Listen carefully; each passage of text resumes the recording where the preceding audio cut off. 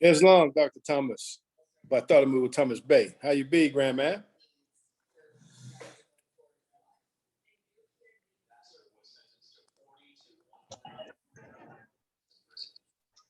Islam, Dr. Bartholomew. Islam, sir, how you doing today? Praise Allah. I'm just as Moorish as ever. Praise Allah, honor to the Prophet. Did you get that dust off that helmet from diving in head first again?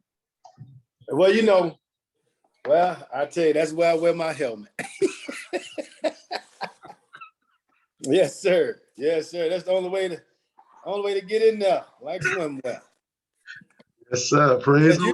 You talking about me? You right there. Oh yeah. You show me how to dive. Okay. You get rid of them snakes for me. Yes, indeed. Yes, indeed, more bite. We roll with it. You know, I was it's just a grand, you know, this chapter 8 is a grand chapter. I was all chapters. But you know, you get when you start looking at the history, because that you know, that European Mason that you're always talking about, that what's a Freemason? Mm-hmm. He has always been the heel catcher of Islam, all the sacred schools of Islam. Mm-hmm. Even when it comes to Krishna, and then Buddha is the ninth. The Buddha was the ninth avatar. Praise Allah. So yeah, he's always been that heel catcher, man, and he definitely has our people. Like I said before, that master word, of pacification. Mm-hmm. Man, our people walk around like zombies, bro. Bear witness. You know, their feet wet and they think it's dry. The reason I can say that, because I say, what my feet doing with? You know, the old African proverb, they say, when a man speaks of something, he convicts himself of it. You know, it's. I like that. You know, that's when I picked up in that African drumming situation. But you know, there's a lot of logic in that understanding. But all it is your gift makes room for you, and that's what it's all about. Yeah, you never don't throw away what you have. Just add the divinity to it. Yeah, that's what it is. You know, I don't throw away. I've never thrown away anything. Me either. I just say, okay, cool. Add that divinity to it and raise it to that higher vibration. And once I found out that Allah is about Allah, not man, then that really cleared all my cobwebs out my head. Oh, because I had so many hang-ups on people. Mm-hmm. Now in Islam, it's you and Allah. Then you deal with outside of yourself. And yeah. See, that's why I talked about that last night in my measure. You know, chemistry, we chemic. We Egypt. That's what it is.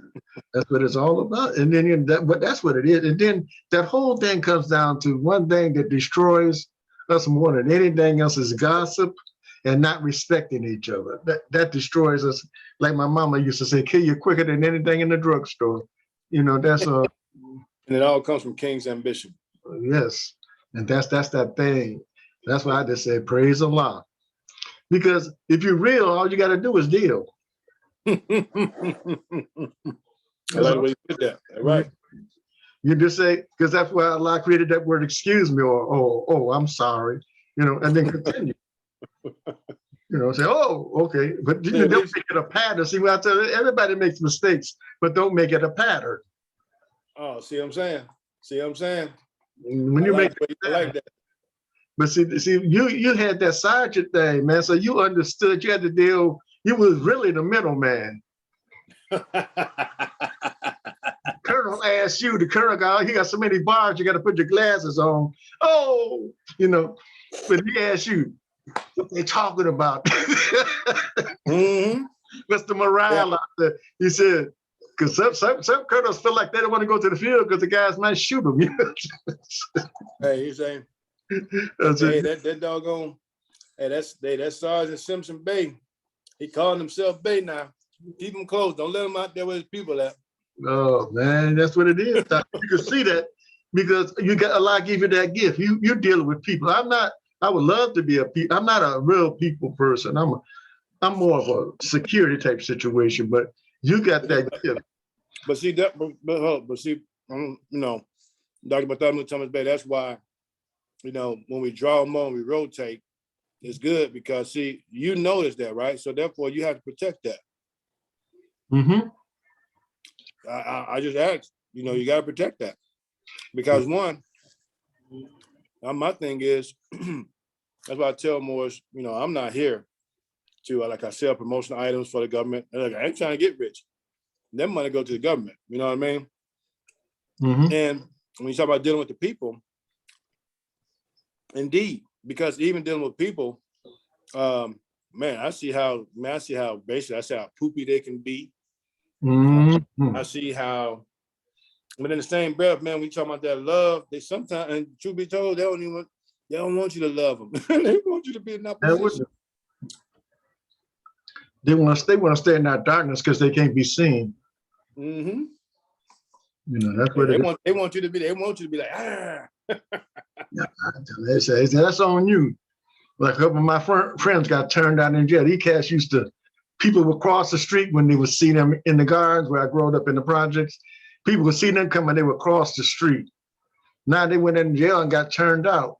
And so I see them, they say, yeah, man, you know, you don't want to talk to me now that this happened to me. I say, man, that's between you and God, man. That ain't got nothing to do with me. I tell them like that, you know, because they don't change toward me, man. You're a human being, things happen to you. That's between you and God. You can get anything straight. I said, go to your God, don't come to me. And I saw him a couple of days. He said, man, I'm working on what you told me. Go to God. Man, go to the great God, man. Right. Don't go into that room. He said, what room is that? Self-pity. That's the worst medicine. Oh, right. There you go. I just cut it down. Hold on.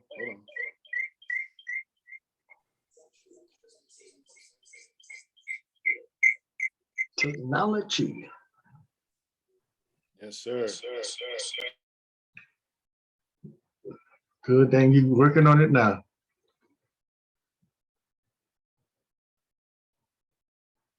Praise the great God.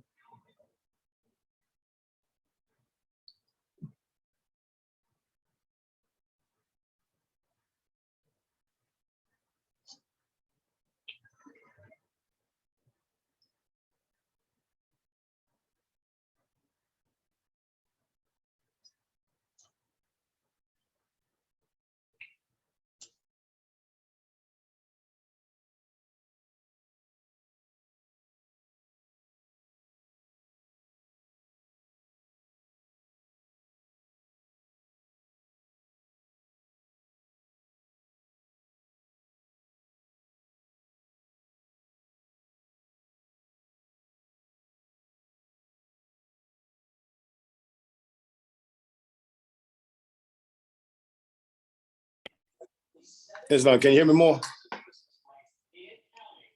Yes. Praise the Lord. I was gonna say, I'm gonna start with the Moorish American prayer. I'll start with our prayer, and then I'm gonna go ahead and do the Constitution. Oh, Marvin, Dr. Marvin, that was Bay. Islam, mighty more.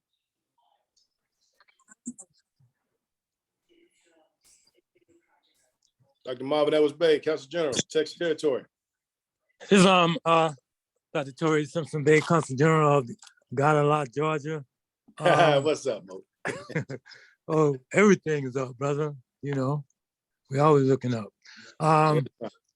Okay, well, I'm on the manifest. Okay, well, are you stationary? You want to do the Constitution or? Sure. Okay, so I'm gonna open up the way with the prayer, and then you come with the Constitution. Islam. Gratitude. Okay, and all right, gratitude, mighty Moors. Peace. Peace. Swift Angel number 4, National Assistant Grand Sheikh of Moorish America. Islam, Mo. Islam, grand man, how you be? Justice Moorish, I would praise Allah, honor to our holy prophet, our Moorish American government. Islam. We got 2 minutes. Yes, sir. Yes, sir. We can open up in a few minutes. Islam. Islam. Islam, Dr. Myers Bay. How you be, grand man, down there in Florida? Territory.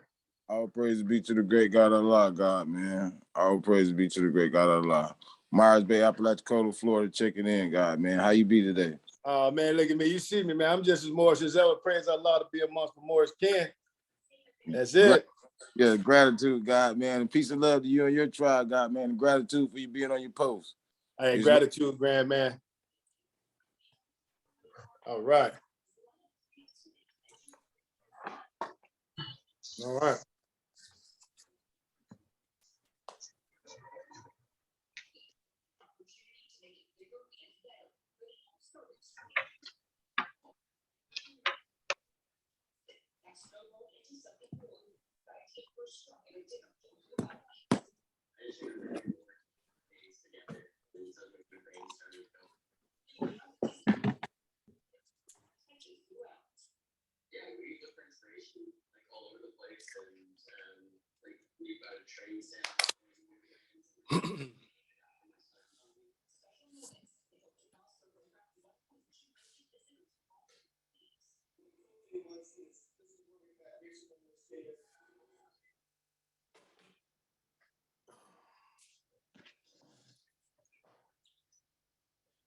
Islam, Islam, Islam.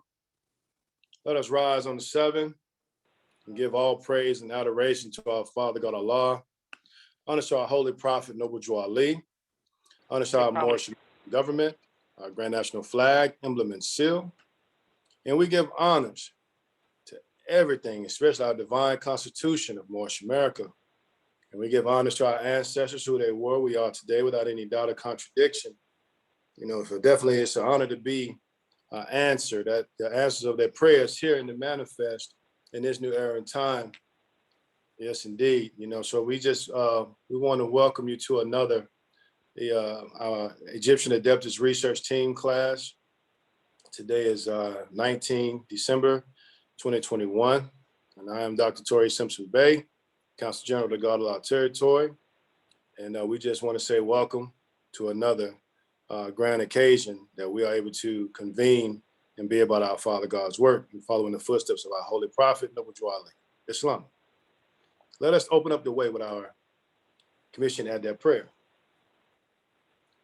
Ya Allah abnu haru makunataru. Ya Allah ahet haru. Ya Allah ma'at haru. Ya Allah hotep haru. Ya Allah haru. Ya Allah ma'at harukut. Ya Allah awajet dejut. Ya Allah per im sutek per im haru. Ya Allah bamadut. Al hajat shebdreb tu Ali. Amen. Aliyasa. Aliyasa. Aliyasa. Now does it say in transliteration? O Allah, the Father of the universe. O Allah, the Father of love. O Allah, the Spirit of truth. O Allah, the Spirit of peace. O Allah, the Spirit of freedom. O Allah, the Spirit of justice. O Allah, you're my protector. O Allah, you're my guide. O Allah, you're my salvation by night and by day. O Allah, through your holy prophet, O Allah, Drew Ali. Amen. Holy Issa, Holy Issa, Holy Issa. Islam, Moorish King. And now we will have the divine constitution of Moorish America, read by Dr. Marvin Edwards Bey. Islam. Islam. This is Dr. Edwards Bey out of the Texas Consulate, rising, giving all praise to the great God of Allah, giving highest honor to his prophet, our prophet, Noble Drew Ali, Al-Haj Sharif Abdul Ali. Give honor to our theocratic government and give honor to everything that's Moorish. Our divine constitution of Moorish America. Act 1. The Grand Sheikh and the chairman of Moorish America are empowered to make law and enforce laws with the assistance of the prophet and the grand body of Moorish America. Pardon the body. Dr. Marvin Edwards Bey. Yes, sir. Yeah, just salvation, our God, unity, Islam. Go ahead and go start that over. Gratitude, God, man. Hey, praise Allah. Salvation, our God, unity. The divine constitution of Moorish America. Act 1. The Grand Sheikh and the chairman of Moorish America are empowered to make law and enforce laws with the assistance of the prophet and the grand body of Moorish America. The assistant Grand Sheikh is to assist the Grand Sheikh in all affairs if he lives according to love, truth, peace, freedom, and justice, and it is known before the citizens of Moorish America. The bylaws. Act 2. All meetings are to be open and closed promptly according to the Circle 7 and love, truth, peace, freedom, and justice. Friday is our holy day of rest. because on a Friday, the first man was formed in flesh, and on a Friday, the first man departed out of flesh and ascended unto his Father God Allah. For this cause, Friday is the holy day for all Muslims all over the world. Act 3, love, truth, peace, freedom, and justice must be proclaimed and practiced by all citizens of Moorish America. No citizen is to put in danger or accuse falsely his brother or sister on any occasion at all that may harm his brother or sister, because Allah is love. Act 4, all citizens must preserve these holy and divine laws, and all citizens must obey the laws of the government, because by being a Moorish American, you are a part and parcel of the government and must live the life accordingly. Act 5, no organization of Moorish America is to cause any confusion or to overthrow the laws and constitution of the said government, but to obey hereby. Act 6, with us, all citizens must proclaim their nationality, and we are teaching our people their nationality and their divine creed, that they may know that they are a part and a parcel of this said government, and know that they are not Negroes, colored folks, Black people, or Ethiopians, because these names were given to slaves by slaveholders in 1779 and lasted until 1865, during the time of slavery. But this is a new era of time now, and all men now must proclaim their free national name to be recognized by the government in which they live and the nations of the earth. This is the reason why Allah, the great God of the universe, ordained Noble Drew Ali, the prophet, to redeem his people from their sinful ways. The Moorish Americans are the descendants of the ancient Moabites who inhabited the northwestern and southwestern shores of Africa. Act 7, all citizens must promptly attend their meetings and become a part and a partial of all uplifting acts of Moorish America. Moorish Americans must pay their dues and keep in line with all necessities of Moorish America. And then you are entitled to the name of faithful. Husband, you must support your wife and children. Wife, you must obey your husband and take care of your children and look after the duties of your household. Sons and daughters must obey their father, must obey father and mother, and be industrious and become a part of the uplifting of fallen humanity. All Moorish Americans must keep their hearts and minds pure with love and their bodies clean with water. This divine covenant is from your holy prophet, Noble Drew Ali, through the guidance of his Father God Allah. Prophet Noble Drew Ali, peace and blessings be upon him, founder and framer of the divine constitution and bylaws of Moorish America, Islam. Islam. Islam, chapter 8, Elihu's lesson, the mysteries of Egypt. Again, Elihu's heart, and he said, the Indian priests became corrupt, bound, forgotten in the streets. The rights of man are trampled in the dust. And then a mighty master came, a Buddha of enlightenment, who turned away from the wealth and all the honors of the world and found the silence in the grave and the caves and was blessed.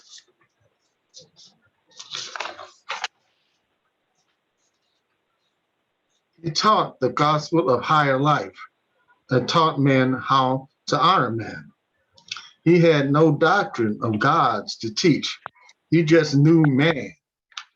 And his creed was justice, love, and righteousness. I'll quote you a few of the many helpful words of which Buddha spoke. Hate is a cruel word. If a man hates you, regard it not, and you could turn the hate of man to love, mercy, and goodwill. Mercy is large as all the heavens. There is good enough for all. With good destroys the bad. The generous deeds make advance shamed. With truth make straight the crooked lines, and the error strong. For error is but truth distorted, gone away, gone astray. and the pain will follow him who speaks or acts with evil thoughts, as does the foot of man who draws the cart. He is greater man who conquers self than he who kills 1,000 men in war. He is noble man who is himself what he believes that other men should be. Return to him who does you wrong with your purest love, and he will cease from doing wrong. For love will purify the heart of him who is loved, truly has purified the heart of one who loves. The words of Buddha are recorded in the Indian sacred books. Attend to them, for they are part of the instructions of the Holy Book. The land of Egypt is a land of secret things. Mysteries of the sages are locked, bound in their temple and shrines. The master of all times and climes come here to learn, and when your sons have grown to manhood, they will finish their studies in Egyptian schools. But I have said enough. Tomorrow, at the rising of the sun, we will meet. Islam. Islam, and gratitude, Dr. Marvin Ellis Bey and Dr. Bartholomew Thomas Bey, for helping me open up the way for another Adeptus research class. And at this time, now we have opened up the meeting with love, truth, peace, freedom, and justice. Let us go ahead and bring forth our National Assistant Grand Sheik, Dr. Shadow Amenti Muhaji Shepshuel.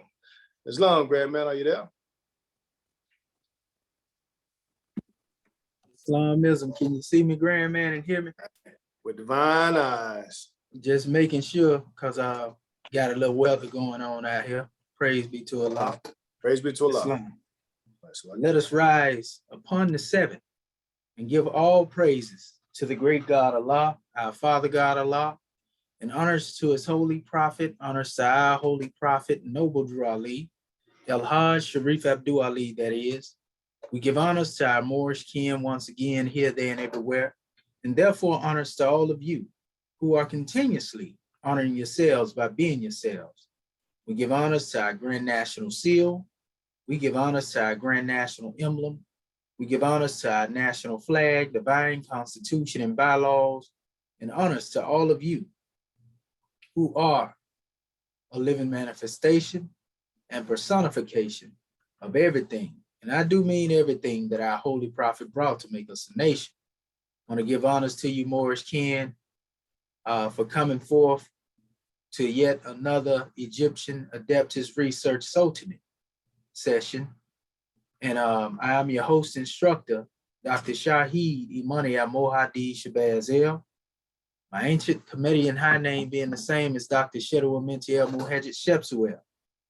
And we have been making a lot of progress, Moorish kin, along the way.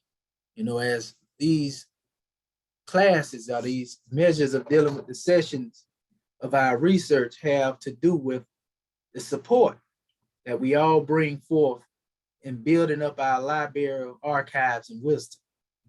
You see? And so we give praises to the great God Allah for allowing us the opportunity, you know, to be on the manifest, you know, and just be here with our Moorish kin and be a part of the paradigm shift, you know, when it comes to the thinking of our people, because these lessons, make no mistake about it, will be the foundation from which the young and not yet born will springboard themselves into consciousness. You see, the third and fourth generation. That's why we say we rise upon the seven. 3 and 4 is 7. You know, so this is a measure where we are able to go further into depth, you know, of what it is that we demonstrate and go from what we call a theoretical approach into practicality. In other words, when we say this, we are saying most of us, you know, if we haven't did the research, we like Barata Rabo.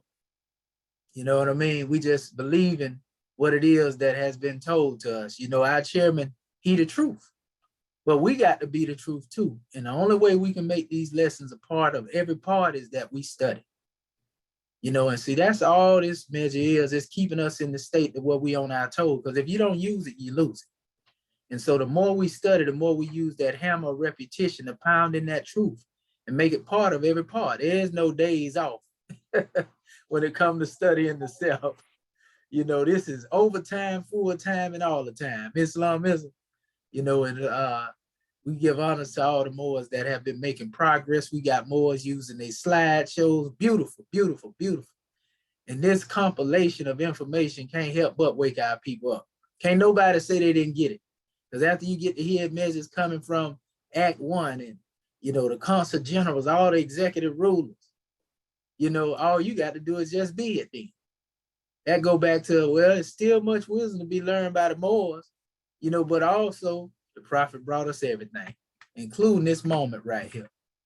So our question that we have on the floor, we want to get into that for this particular session. And this will actually bring a close to the questionnaire, the adept questionnaire. And, you know, mashallah, in the following class after this, we're going to get into, you know, the language and see, can we get our Moorish kin to come together and rebuild, you know, our tongue of communication, so to speak, you know, so we can speak our own language. And that's going to be a very interesting and a fun thing too. It ain't going to be nothing, you know, long and drawn out. It's going to be something that we're going to all be able to get involved with and get our hands purified, so to speak. The hand is symbolic to the mind.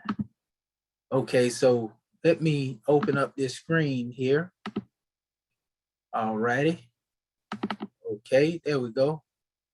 Can you see that, Moorish kin? Because I be thinking I be sharing stuff and wrong be tricking me a couple of times.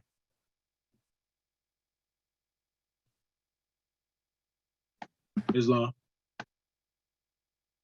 Okay, gratitude, family. So what we have here,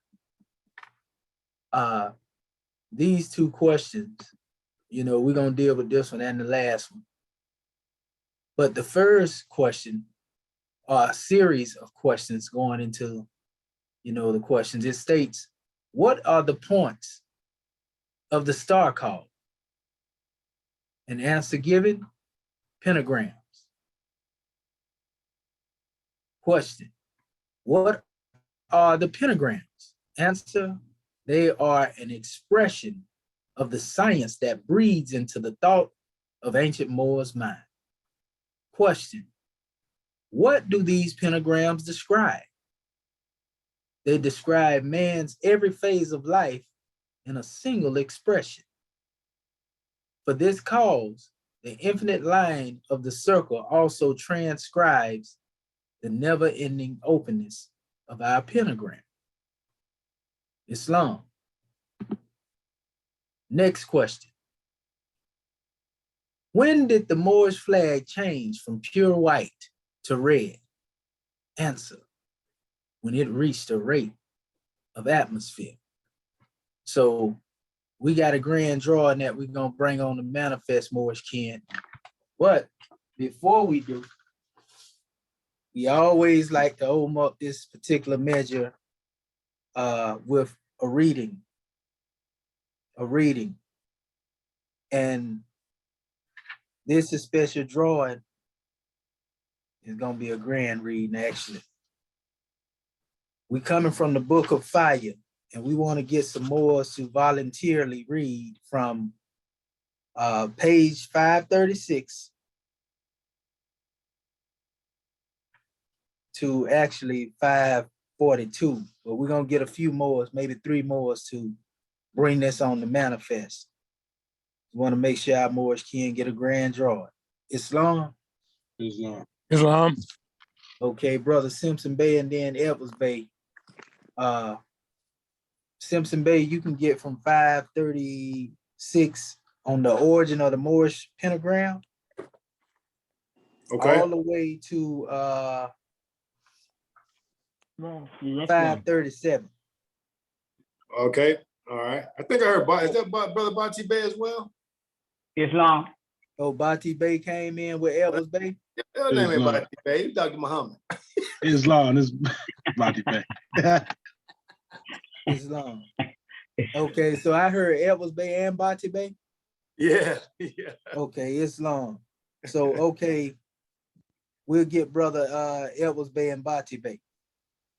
And it says 538, brother Edwards Bay to 530.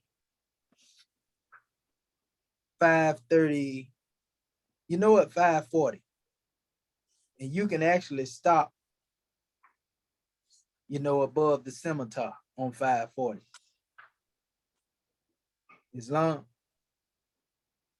By himself. Islam, gratitude, got it. Copy.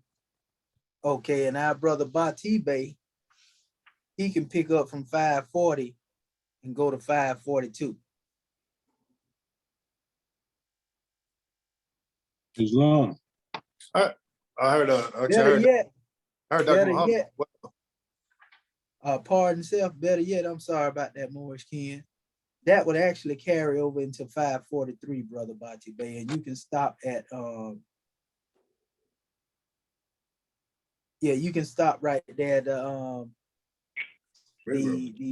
where it speaks of C Act 6, Islam on 543.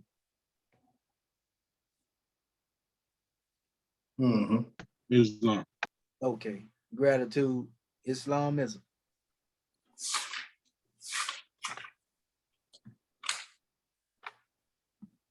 All right, brother Simpson Bay, you got it.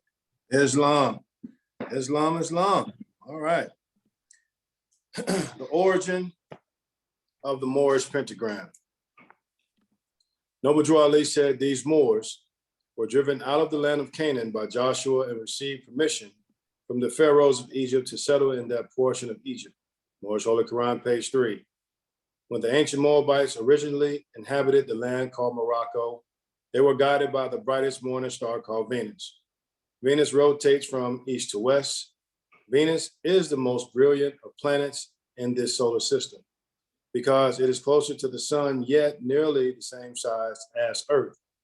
Venus is seen in the eastern skies immediately before and sometimes during sunrise. It is not a fixed star due to its orbital rotation around the sun. Still, the Moors traveling from east to west kept this eastern star at their backs until they reached the western extremities. It was not uncommon for Moors to travel by the stars. They were the world's first astronomers and navigators. Moor means navigator. Nevertheless, this is how the symbol of the pentagram received its beginning by the ancient Moors. It was not just a diagram, but also indeed a national tool of science for the torchbearers of civilization. Sheikh Sharif Abdul Ali, Noble Drew Ali, said our flag, what kind of flag is a Moorish? It is a red flag with a 5-pointed green star in the center. When the ancient Moabites first established their banner, it was a replica of their journey of peace and plight of civilization with new life. Therefore, the original flag was as white as the purity of God, with an open green pentagram in the center. The center represented man as the most favored of God's creation, the all-seeing eye of Allah. The white background represented purity. Purity means God, and God means ruler of the land. Question 93. The green of the star represents the new life, life everlasting. The openness of the star represents the spirit of freedom, infinite powers to create and to govern, Els and Bays. The singleness of the star represents its independence, oneness of humanity, which precludes the idea of one great God. The uprightness of the star represents its fearless balance and perpendicular stand in deific life, God-man. The points of the star are called pentagrams. They always represent love, truth, peace, freedom, and justice, as long as the star is in its perfect upright position. Pentagrams are the expressions of the science that breathes from the higher self of every Moor's mind. These points compass 72 degrees times 5 highest principles known to man And this star describes man's every phase of life in a single expression. The singleness of the star represents its freedom, independence, and obedience, harmony to the great God. The North Star of the Moorish flag, of the Moorish American flag, is also a sign of their constancy and polarity. And polarity, there we go. To the human family, the fixed stability of the seraphim. Still, all of these great things of divinity evolve 360 degrees around the executive principle of love.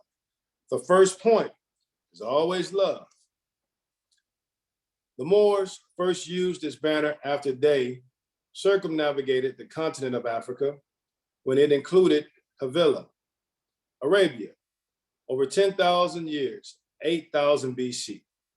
But with the aforementioned invasions, the whiteness of the original banner was turned red in defense of its principles. Moorish blood began to pour like rain from the Islamic infiltration of Arab conquest that began in the 7th century. The Moors, known as the Amazigan, men of noble origin, were the true indigenous people of Morocco. They had no objection to the religion of Islam as perfected by Prophet Muhammad as a completed favorite to his people.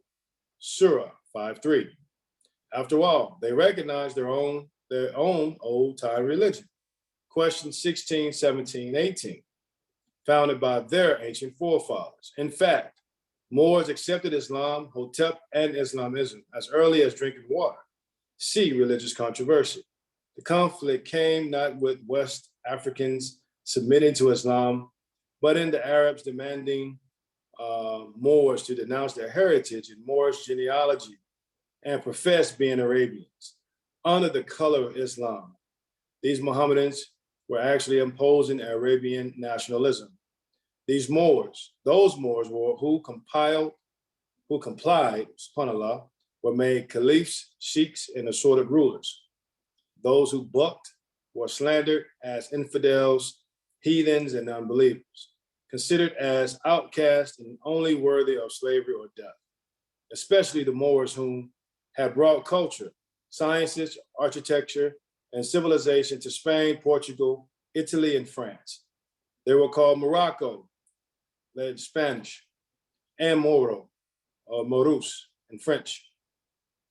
Actually, that 683 invasion marked another step down into the great Mafa, the African slave trade. See Freemason / why are we Moorish Americans?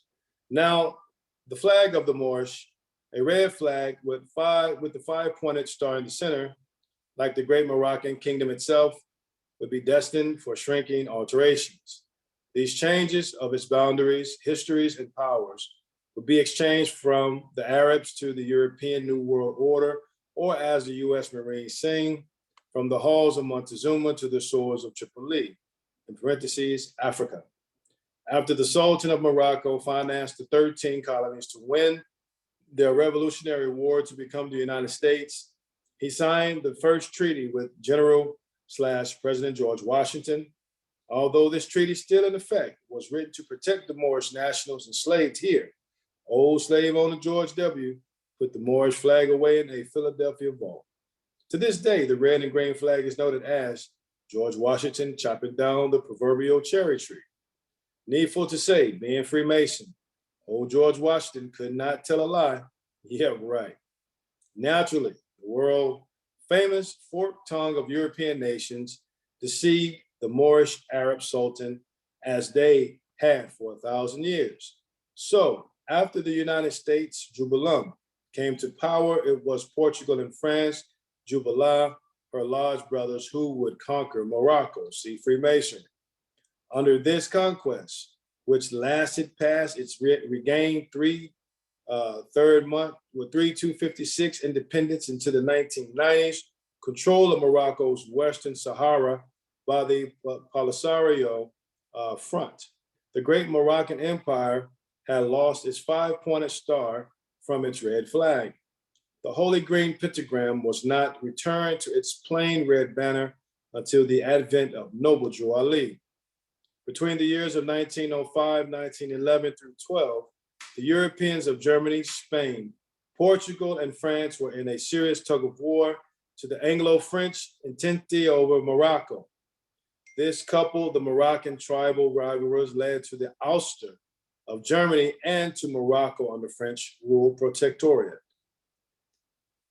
Prophet Noble Ali in August of 1912, with full authority of Sultan Abdul Aziz Abid Saud of the Holy City of Mecca, Sultan Faoud of Egypt, and the Grand Lodge of England and France, told our ruler in Morocco, Sultan Hassan I, question 34, there would be no peace until the stars returned, albeit Europeans' heart was hardened in Morocco.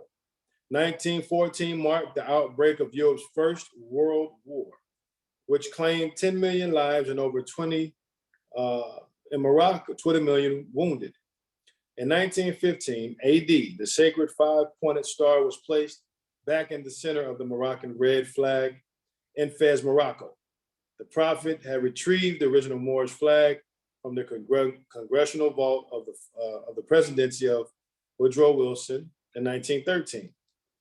It was a great wonder that Noble Ali actually displayed the Moroccan flag here in the United States, 2 years before it was returned to the soil of Morocco. He displayed it upside down beside a backward turned United States flag as a sign they both were in adversity of their principles. There is a picture of Noble Ali with Secretary Christina Price Bay. Speaking of the US flag, the term Old Glory was first applied to the Moorish flag because of its heavenly brightness by Venus and its ancient history of being the mother of all flags. Old Glory could never intelligently be applied to a flag that's only been around for a historical minute and changed numerous times between 1780 and 1960. Oh, how the mice played as the great African Lion of Judah slept at midday. The degree, day of Venus is Friday. This day is also the holy day for Muslims, monads, all over the world. See Act 2. Venus is also symbolic of the great God's love and placing man above the angels and all other living things in all worlds, seen and unseen. This is the first flag, and it was called Glory to God, or God's glory to the ancient Moors, torchbearers of civilization. It symbolized the consciousness of God and man, the flag of the Moorish, Islam. Islam, praises and honors have been given, that they would pay. Our flag, question number 21. How old is our flag? It is over 10,000 years. It is over 10,000 years old. The Holy Moorish American flag. What kind of flag is the Moorish? Our Moorish flag must be the same kind of flag as the flag of Morocco. This word kind also gives heritage, roots, and nobility to the new nation of Moorish Americans because it links them to all contributions and marks of civilization, marks of civilization achieved by our forefathers.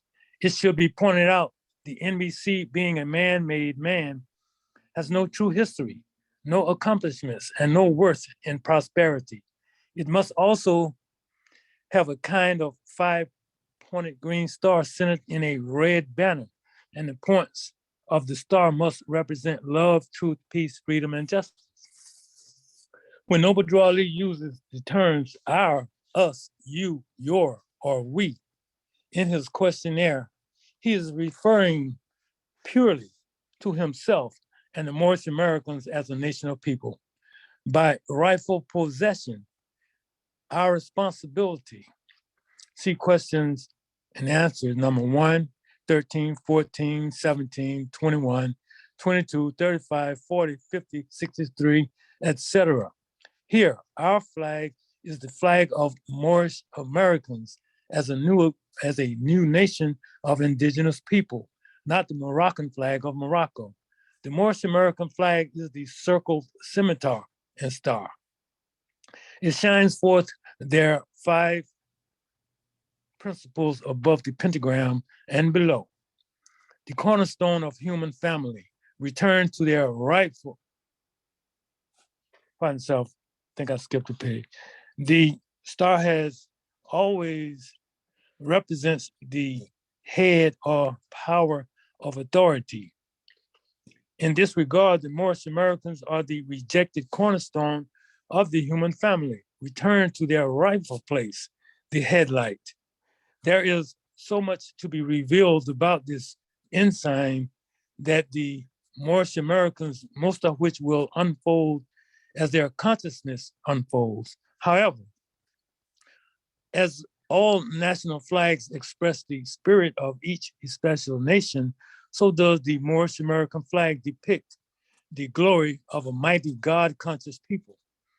At a single glimpse, its revelation shows the historical Moorish torchbearers of civilization and the prophesied era to the uplifting falling of humanity. Noble Drew Ali wrote about our flag twice, once in the Moorish questionnaire of 2021, and again in his supreme laws. The supreme laws are the great Quran of Muhammad and the founding of the Moorish Americans as a clean and pure nation. The latter is mostly revealed in the course of these opuses for the first time to the public. See Moorish Holy Quran 45, ayat 1. The circle, scimitar, and star was originally centered on a pure white banner, white as driven snow. White means purity. Purity means God, and God means ruler of the land. Question number 93. The quadrants of the circle and the three parts of the scimitar are polished gold. The color gold represents nobility, royalty, and wealth. The polished coat shows the nation grown strong by buffeting and mafia of every kind. Moorish Holy Quran 13:5. The nation still rich with much wisdom to be learned in these days for the redemption of the sons of men under love, truth, peace, freedom, and justice. Moorish Holy Quran 48:5. The circle, principles, scimitar, and star are all laid in a tapestry of emerald evergreen. The green represents fresh life, life everlasting. All of this grandness is in the center of a pure white banner. This is the composition of what Noble Drew Ali calls our flag. The letters L, T, P, F are the high principles of love, truth, peace, freedom, with justice secured omnipotently in the scimitar. The letters of the principles are red to represent the fire of the five, which will burn and destroy hatred, falsehood, wars, maya, and inharmonies in life. The Holy Prophet in his teachings, sermons, and laws always kept these principles out front. They are woven in every fiber of the Moorish American being, from their constitution to their bylaws, from their Holy Quran to the proclamations, from the Moorish American prayer to the seals and every hall of learning. Therefore, it is standard to expect the five highest principles ever known to man. These five divine principles are not a new philosophy. The ancient Moors practiced them holistically on a daily basis. In ancient Kemet, Egypt, the system of Ma'at was founded upon the three steps of divine order, natural order, social order, as established by Allah in the days of creation. The principles of Ma'at were harmony, truth, balance, right order, and justice. Noble Drew Ali, an Egyptian adept master prophet, returned these ancient principles to the Moorish. Note and analyze the return of the ancient Moorish science. Moorish adept principles: love, truth, peace, freedom, justice. Egyptian Ma'at principles: harmony, truth, balance, right order, and justice. The five-pointed open star. The openness of the five-pointed upright star represents freedom in a single expression. The interlocking of the five-pointed star represents the infinite perfection of the circle. Historically, European intellect has never been able to understand infinite and spiritual teachings of Africa. Subsequently, this ignorance is always coated with taboos, paganisms, and scholastically refurbished as meaningless versions of cultural cults. Unfortunately, these white man's words are digested as gospel among the sons and daughters of former slaves. Here, the return of the ancient principles which were taught to Abraham, Moses, Solomon, Yehoshua, and Muhammad being emblemized in the 5 points of the Moorish star by Sheikh Sharif Abdul Ali, Arabic for Noble Drew Ali. These grand moral guidelines are displayed twice in the Moorish American flag. Once above the star, once above the star, upon from the scimitar, and again represented by the 5 points of the star. Question number 20. This is due to the fact these divine principles are the original attributes of Allah, and they are breathed into the soul of every ancient Moor. In essence, as above, so below. This is also the North Star because it is the only light of stability in the Northern Hemisphere. Like so, the Moors are also the only light transferred from the East and buried in the shallow grave of the Northwest continental Americas. The principles above are the Holy Spirit, truth, found in Surah 2, ayat 87 of the Great Quran. The Moors also call this truth Allah, or holy breath. Question number 50. It is the life in man. He himself must be the truth in order to be himself free. John 8:32. The sword is also the level or balance of equality from which the star is plumbed. The contact point centered at the convex of the scimitar and the head of the pentagram represents the fruition of a Moor's consciousness. This is the consciousness of the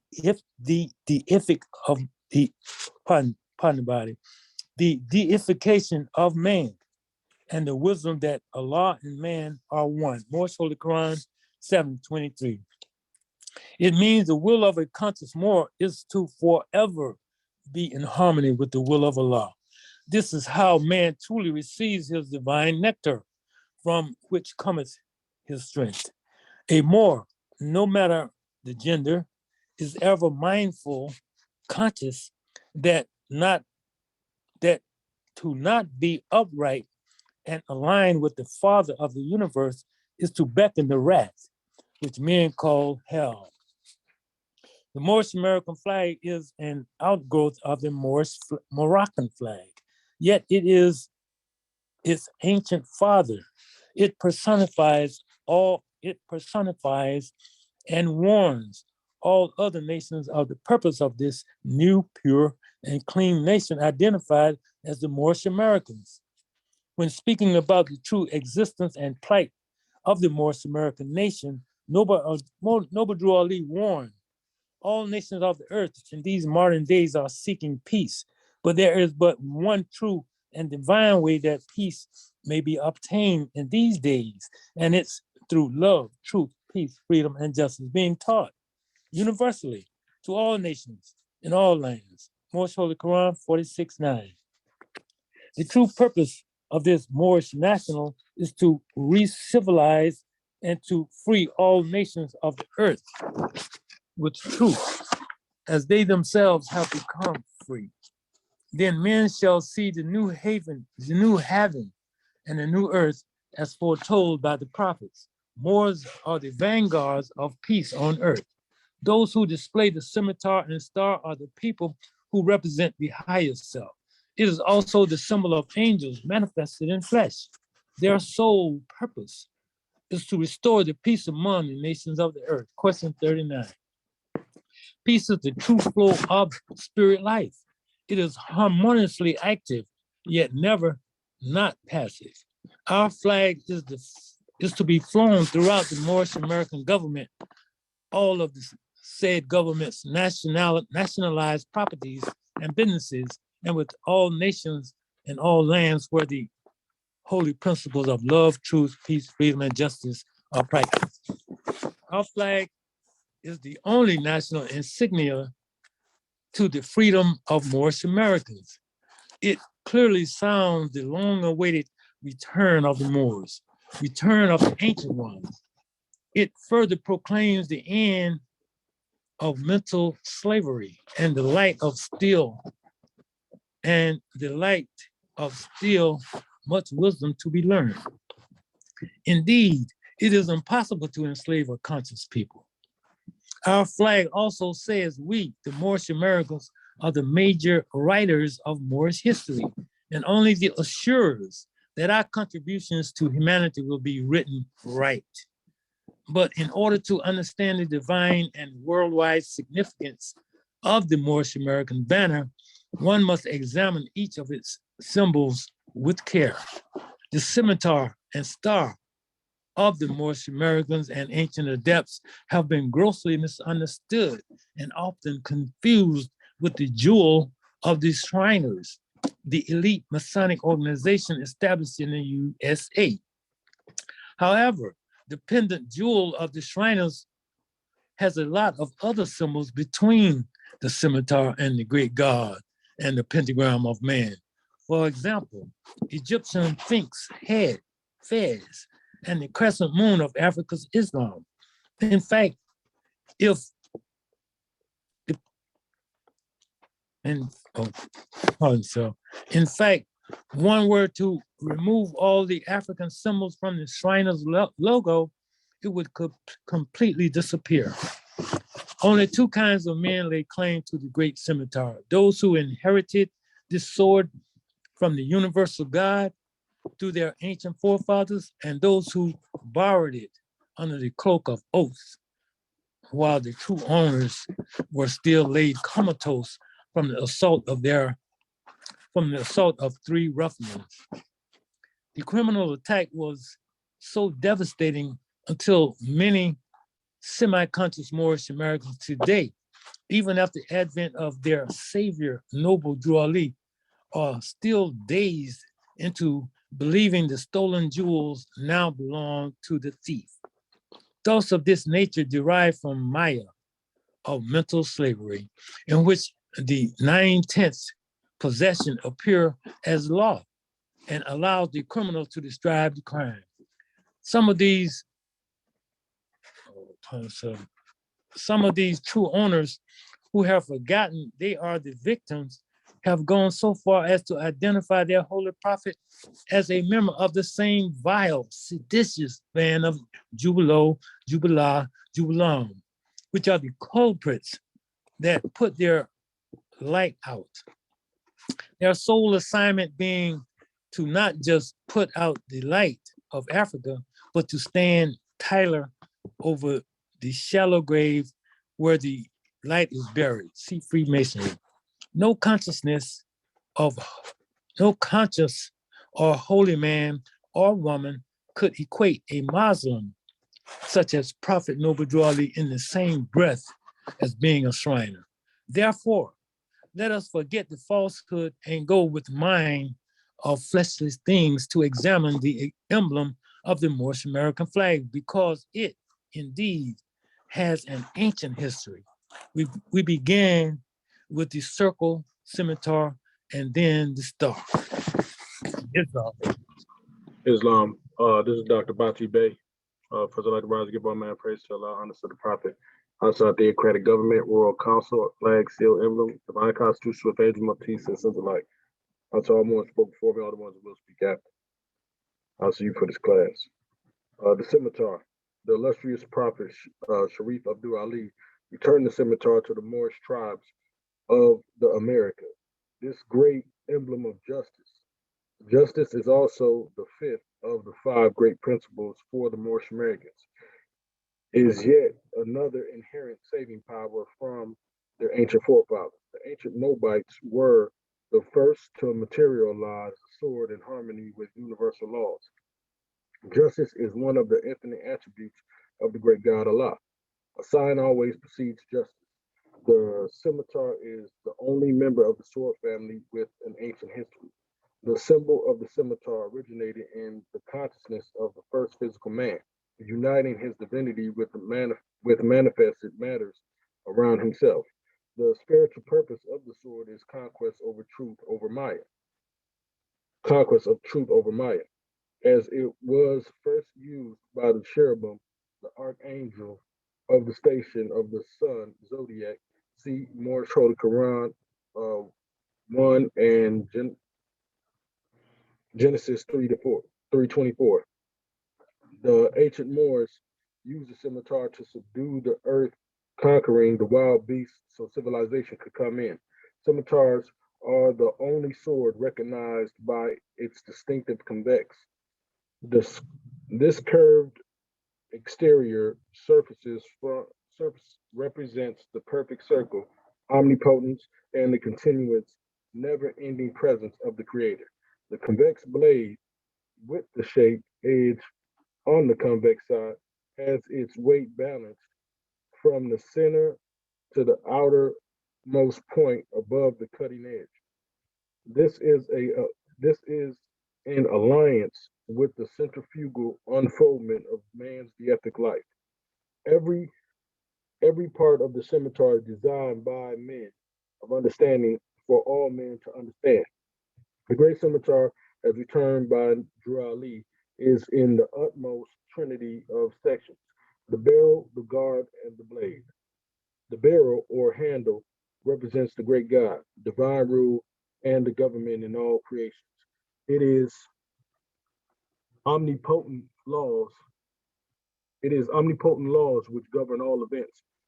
The guard represents the angels, e.g., the cherubim, seraphim, death, Michael, Gabriel, ethereal and cosmic planes which defend stations between infinite wisdom and human knowledge. The guard delineates delineates the deific will and the course of truth. The blade is balance, equality, and the level from which the plumb line of man's consciousness is suspended to plummet of his actions. See tools. The actions part about it. The ancient ones knew equality can only be found in part about it. Equality can only be found in justice. The scimitar is a sign of the spirit of Allah's jurisprudence. The Hindus use the Sanskrit word karma to describe the fixed course of justice. Man reaps what man sows, or what goes around comes around, etc. The scimitar also represents force. Yehoshua, whose name means justice, question 36, said, "Force is the will of Allah and is omnipotent. Force changes not, but power changes as the ethers change. Man and other thinking things direct the force. When it has done its work, the power is no more." Moorish Holy Quran 7, 140. Okay. 140, 7:14 to 18. Justice is the principle used by force which keeps the creation of Allah in their designated harmony. Freemasonry, with no eye for divinity, assumes the scimitar to mean power, the power of the pale-skinned God, and their ideal of force is their armies, navies, air force, and a few good men, the armed forces. Oh, look what they have done to our song, man. The Turks and Arabs made the scimitar renowned to the modern nations of the earth. Prophet Muhammad used the two-edged scimitar in his re-civilizing of the world, one convex for force and the other for power. In the 4th century BC, old Damascus had a sword hanging by a hair above his head during the feast. It reminded him that the power to a ruler of men is not greater than the force of his creator. Today in Holy City of Mecca and other Islamic countries, the scimitar is used for the castrating of body parts and mainly decapitation of those convinced of or those convicted of various sins and crimes.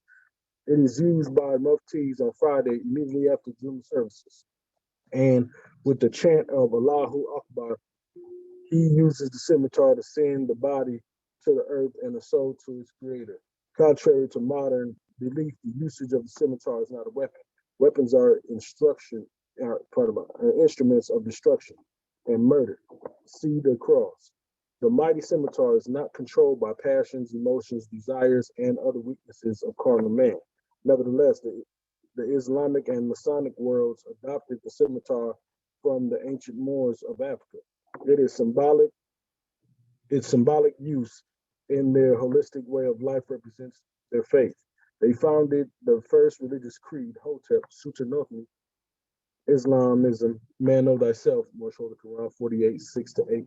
The adapt uses the scimitar symbol to the swiftness of infinite thought communicated between the spirit father and spirit man. The scimitar still holds much more wisdom to be learned by the descendants of the ancient Moors born here in America. What your ancient forefathers were, you are today without a doubt of contradiction. Moorish Holy Quran 47:10. The scimitar is a Moorish heritage. No other nation, religious group, or secret society can rightfully claim the scimitar. Noble Drew Ali brought it to light from the seal of the Moorish American nation. Like moles thrive in darkness, the warlike nature of the European is powered nocturnally. Like so, the nations of the earth acquired their new world dominance under falsehood, ignorance, fear, and death. But these things would not have been empowered without first placing the light of African civilization under a shroud of darkness. It is said, the darkest hour is just before dawn. This is true of the latter 300 years of the Piscean age, 2,000 years. Never before in history of man have billions of people been so deceived as to the consciousness that man is true, that the great God and man are one. Moorish Holy Quran 7:23. The scimitar also has been tarnished to appear as a weapon, an instrument of murder and symbol of fear. As the Moorish hordes awaken slowly in the western atmosphere, the symbol of the scimitar appeared in the hands of their pale-skinned conquerors, shriners of the York and Scottish rites of Freemasonic order. And because this was falsehood, who had donned the clothing of truth, e.g., names like Medina, Mecca, Arabian, Egyptian, plus attire with symbols and dress of ancient African mastery and Islamic conquest, the Moorish were hoodwinked into believing Freemasonry to be their God. The Moorish had no one telling them it was indeed their own forefathers who were the founders of the holy city of Mecca, Moorish Holy Quran 45:2, and the founders and true possessors of the present Moroccan Empire, Moorish Holy Quran 46:6. Also, they are the rightful heirs to the turban, fez, and the scimitar. That was until the advent of Noble Drew Ali. So, for the first time in ages, the great sword of civilization is in the hands of the Moorish Americans, Moorish Holy Quran 45:2. What people are experiencing today is not civilization. A world where it's a shame to enter the world and the destructive departure is glorified. To give life, a man hides his face, but if he kills thousands, he's honored. But custom cannot alter the nature of truth, neither can the opinion of man destroy justice. The glory and the shame are misplaced. Moorish Holy Quran 44:4-6. The scimitar has been ill used and misrepresented since out of the hands of the rightful owners. The Moorish Americans need not fear the scimitar because it is their soul's best friend. A conscious man would never look upon the scimitar as a weapon or anything other than a bearer of life. The truth is origin. The truth is in the origin and purpose, with the wisdom to know the use. The scimitar is now in the minds of the Asiatics of North America. Only they, through the effort will, in tune with the Father's will, can activate the service of the great scimitar. The closeness of the five-pointed closed star. The closeness of the star represents a certainty of jurisdiction and limited boundaries. Noble Ali teaches often about the five-pointed star. In his questionnaire is written, question, what do the 5 points represent? A, answer, love, true peace, freedom, and justice. All Moors need to know the true meaning of the five-pointed star, often called the pentagram or pinnacle. The 5-point star symbolizes the independent God state of man. It displays his principle, spirituality, and physical structure. People see representations of the pentagram around them nearly every day. For example, the pentad, 5 years, pinnacle, pentagram, or pentagon. The ancient Moors were the world's original seafaring people. And because the universe gave them guidance, they created the symbol of the pentagram. They used the North Star Polaris in the constellation Ursa Minor, the Little Dipper, for creating the travel science known as navigation. The pointers of Ursa Major indicated the pole star position. It is these pointers and 500 light year distance which gave a steadfast definition to the 5-pointed symbol. Because Polaris is the outermost star in the handle of the Little Dipper, the ancient ones gave the singleness of the pentagram its independence. This is why the 5-pointed star is always alone in the Moorish and Islamic emblems. It represents stability, consciousness, and deified government. The European did not develop knowledge of the pentagram until after the pillage of Africa, and they dared not to display this universal knowledge until they were assured the giants was asleep. Prior to this enlightenment, most all displayed this universal knowledge until they were assured. Prior to the enlightenment, most all of Europe were using cross lines, often mixed with figurines of plants and animals upon the shields and banners to represent their special families, clans, and nations.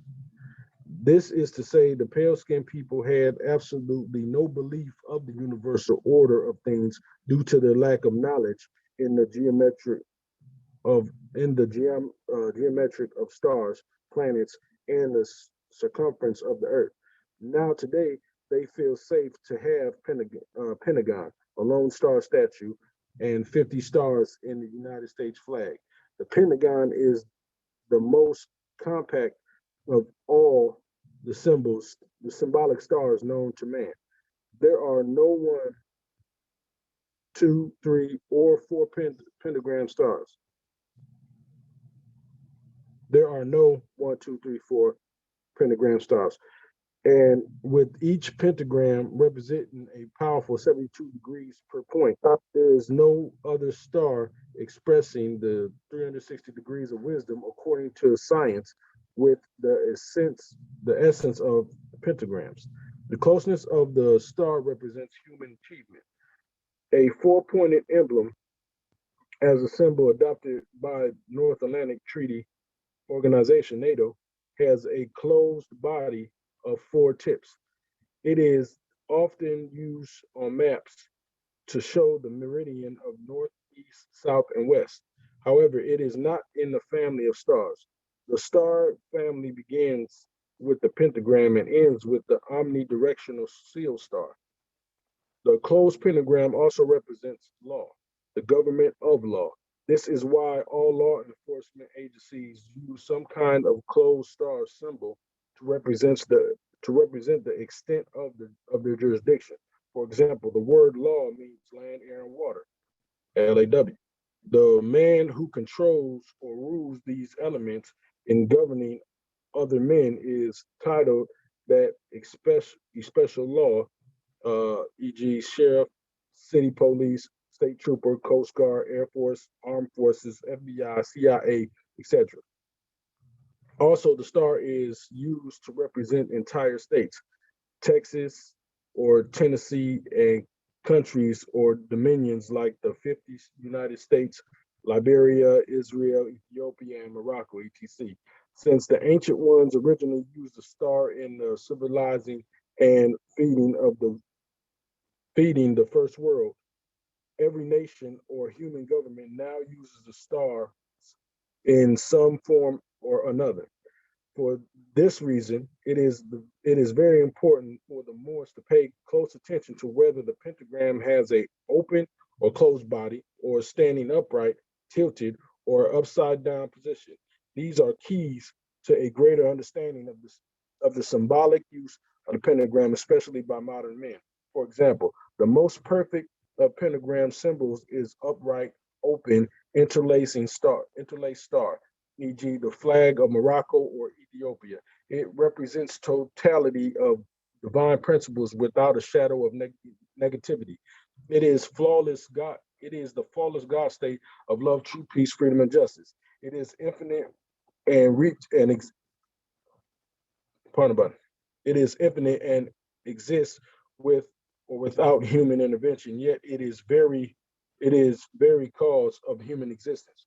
When a pentagram is upright, it represents godliness and right, an independent entity of harmony between man and his creator. Next, notice the same five-pointed star, still upright, but completely filled inside to all points. This is called a closed star. Now the closed star has limitations, boundaries, and is more earthbound. And it represents human accomplishments, laws of man, etc.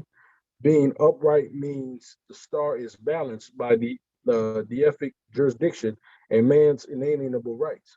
The United States currently has 50 of the stars for each state in its union.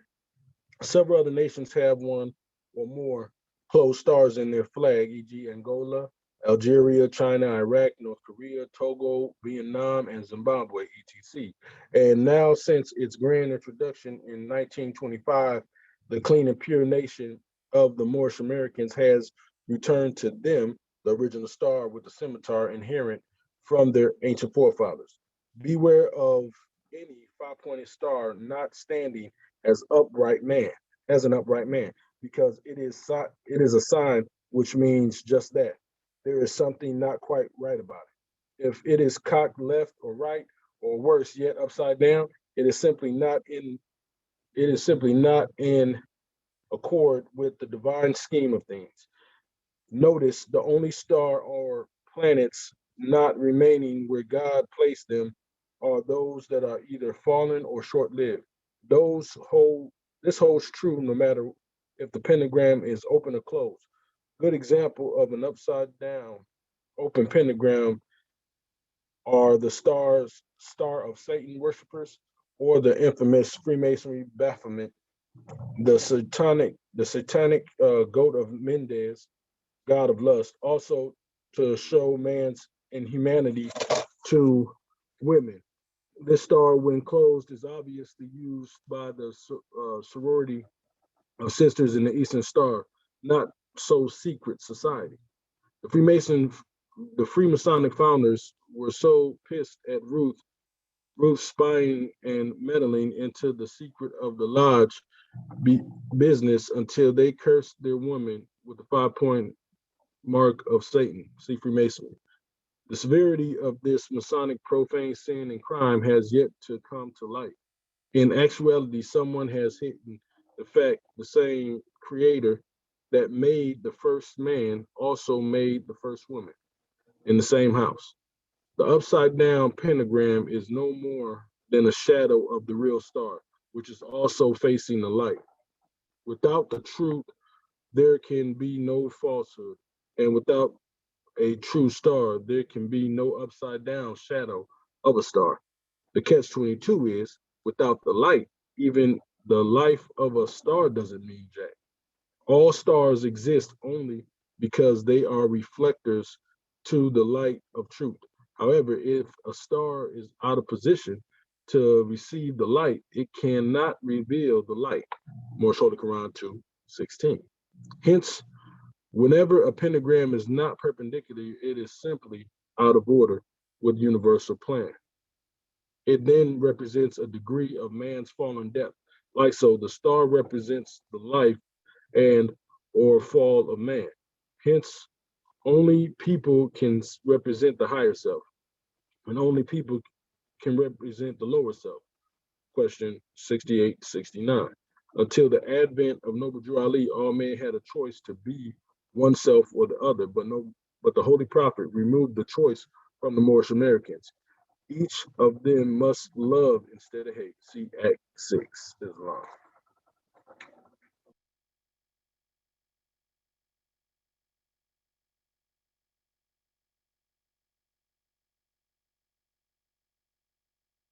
Islam. Can you hear me, Grand Man? Islam. Gratitude, Islam. We want to give all the Moors grand honor for the reading, because that's a lot of wisdom, to be brought forth. And it's more than that, that was actually in the manifest. But, viewing the lack of the special time frame, we have given you that amount because all of that is relevant to the questions that we have on the floor, and that's why we have to honor everything that belongs to us, Moorish kin. Don't ever let anyone, say anything to you crazy in relation to dealing with your flag. You know what I mean? That's your banner. That's your grand manifestation of a banner that has been given to us, by our prophet. It came down from on high, and we're gonna demonstrate that in a second here as we open up our slide. And pretty much when we go into this special area, family, we are only continuing from what we left off in regards to dealing with, other research. So a lot of these measures will overlap into the other portions of the measure because that's what we do. We use the hammer of repetition and pounding the truth and make it part of every part. And every time we come forth with more clarity on the measure, we present these things to our Moorish kin so that they too may have more clarity. So there's never a time to where we get into a state to where, per se, we just say, well, that's it. I got it. And I know everything. And, and that's just what it is. Never do we demonstrate in this special way because there's still much wisdom to be learned by the Moors. We just have to embrace everything that belongs to us, take it, save ourselves, be ourselves, and everything that we seek to demonstrate, it will bring our people into a greater state of consciousness of what it is that they come to represent as well. So there's never a time where our people is not learning something here in Moorish America. We know that we got our own flag. We know that we got our own seal. We got all of our ensigns and emblems, and they were given to us, or passed down to us, so to speak, from on high.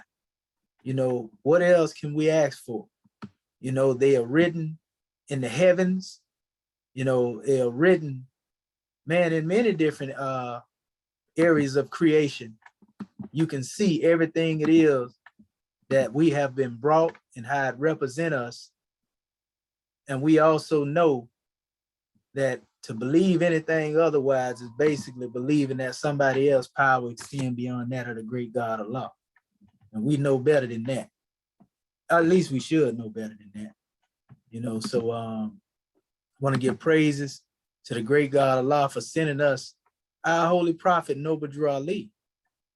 He was the one who, again, passed this demonstration from down on high, as he is the most exalted, you know, among us. He is that special seraphim who came through the degrees of angel and cherubim, you know, of dealing with passing this measure into the consciousness of our Grand National Chairman. When we talk about our flag, you know, bringing back to us the consciousness of that 5-pointed open green star, or what we call the pentagram, or pentagram, so to speak. You know, I mean, it's just a grand drawing, Moors. And let me get this here and open this up, and all is well. I'm just trying to make sure I got this demonstration here in the proper setting for our Moorish kin. Give me 1 second.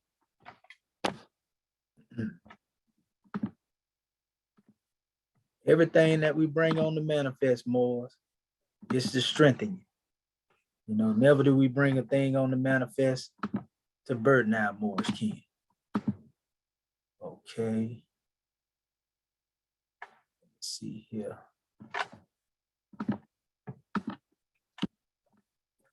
Yeah.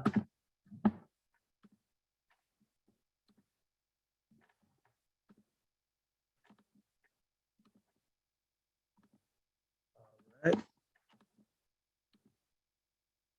Okay, we're gonna open up our screen here for sharing. Okay.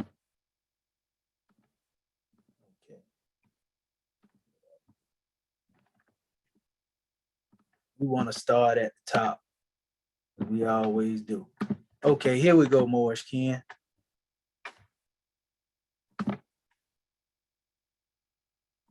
Right, let me know if you can see this.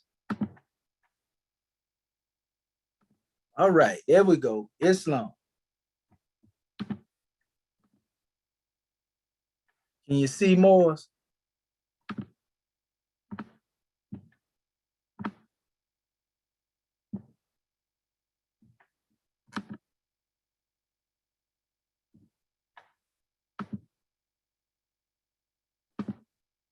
Can you see the screen, Moorish kin?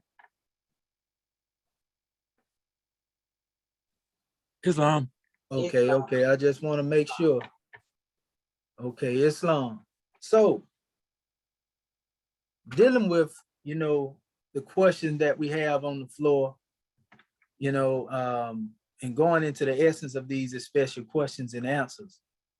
Again, just to reiterate, the questions deal with what are the points of the star called pentagrams?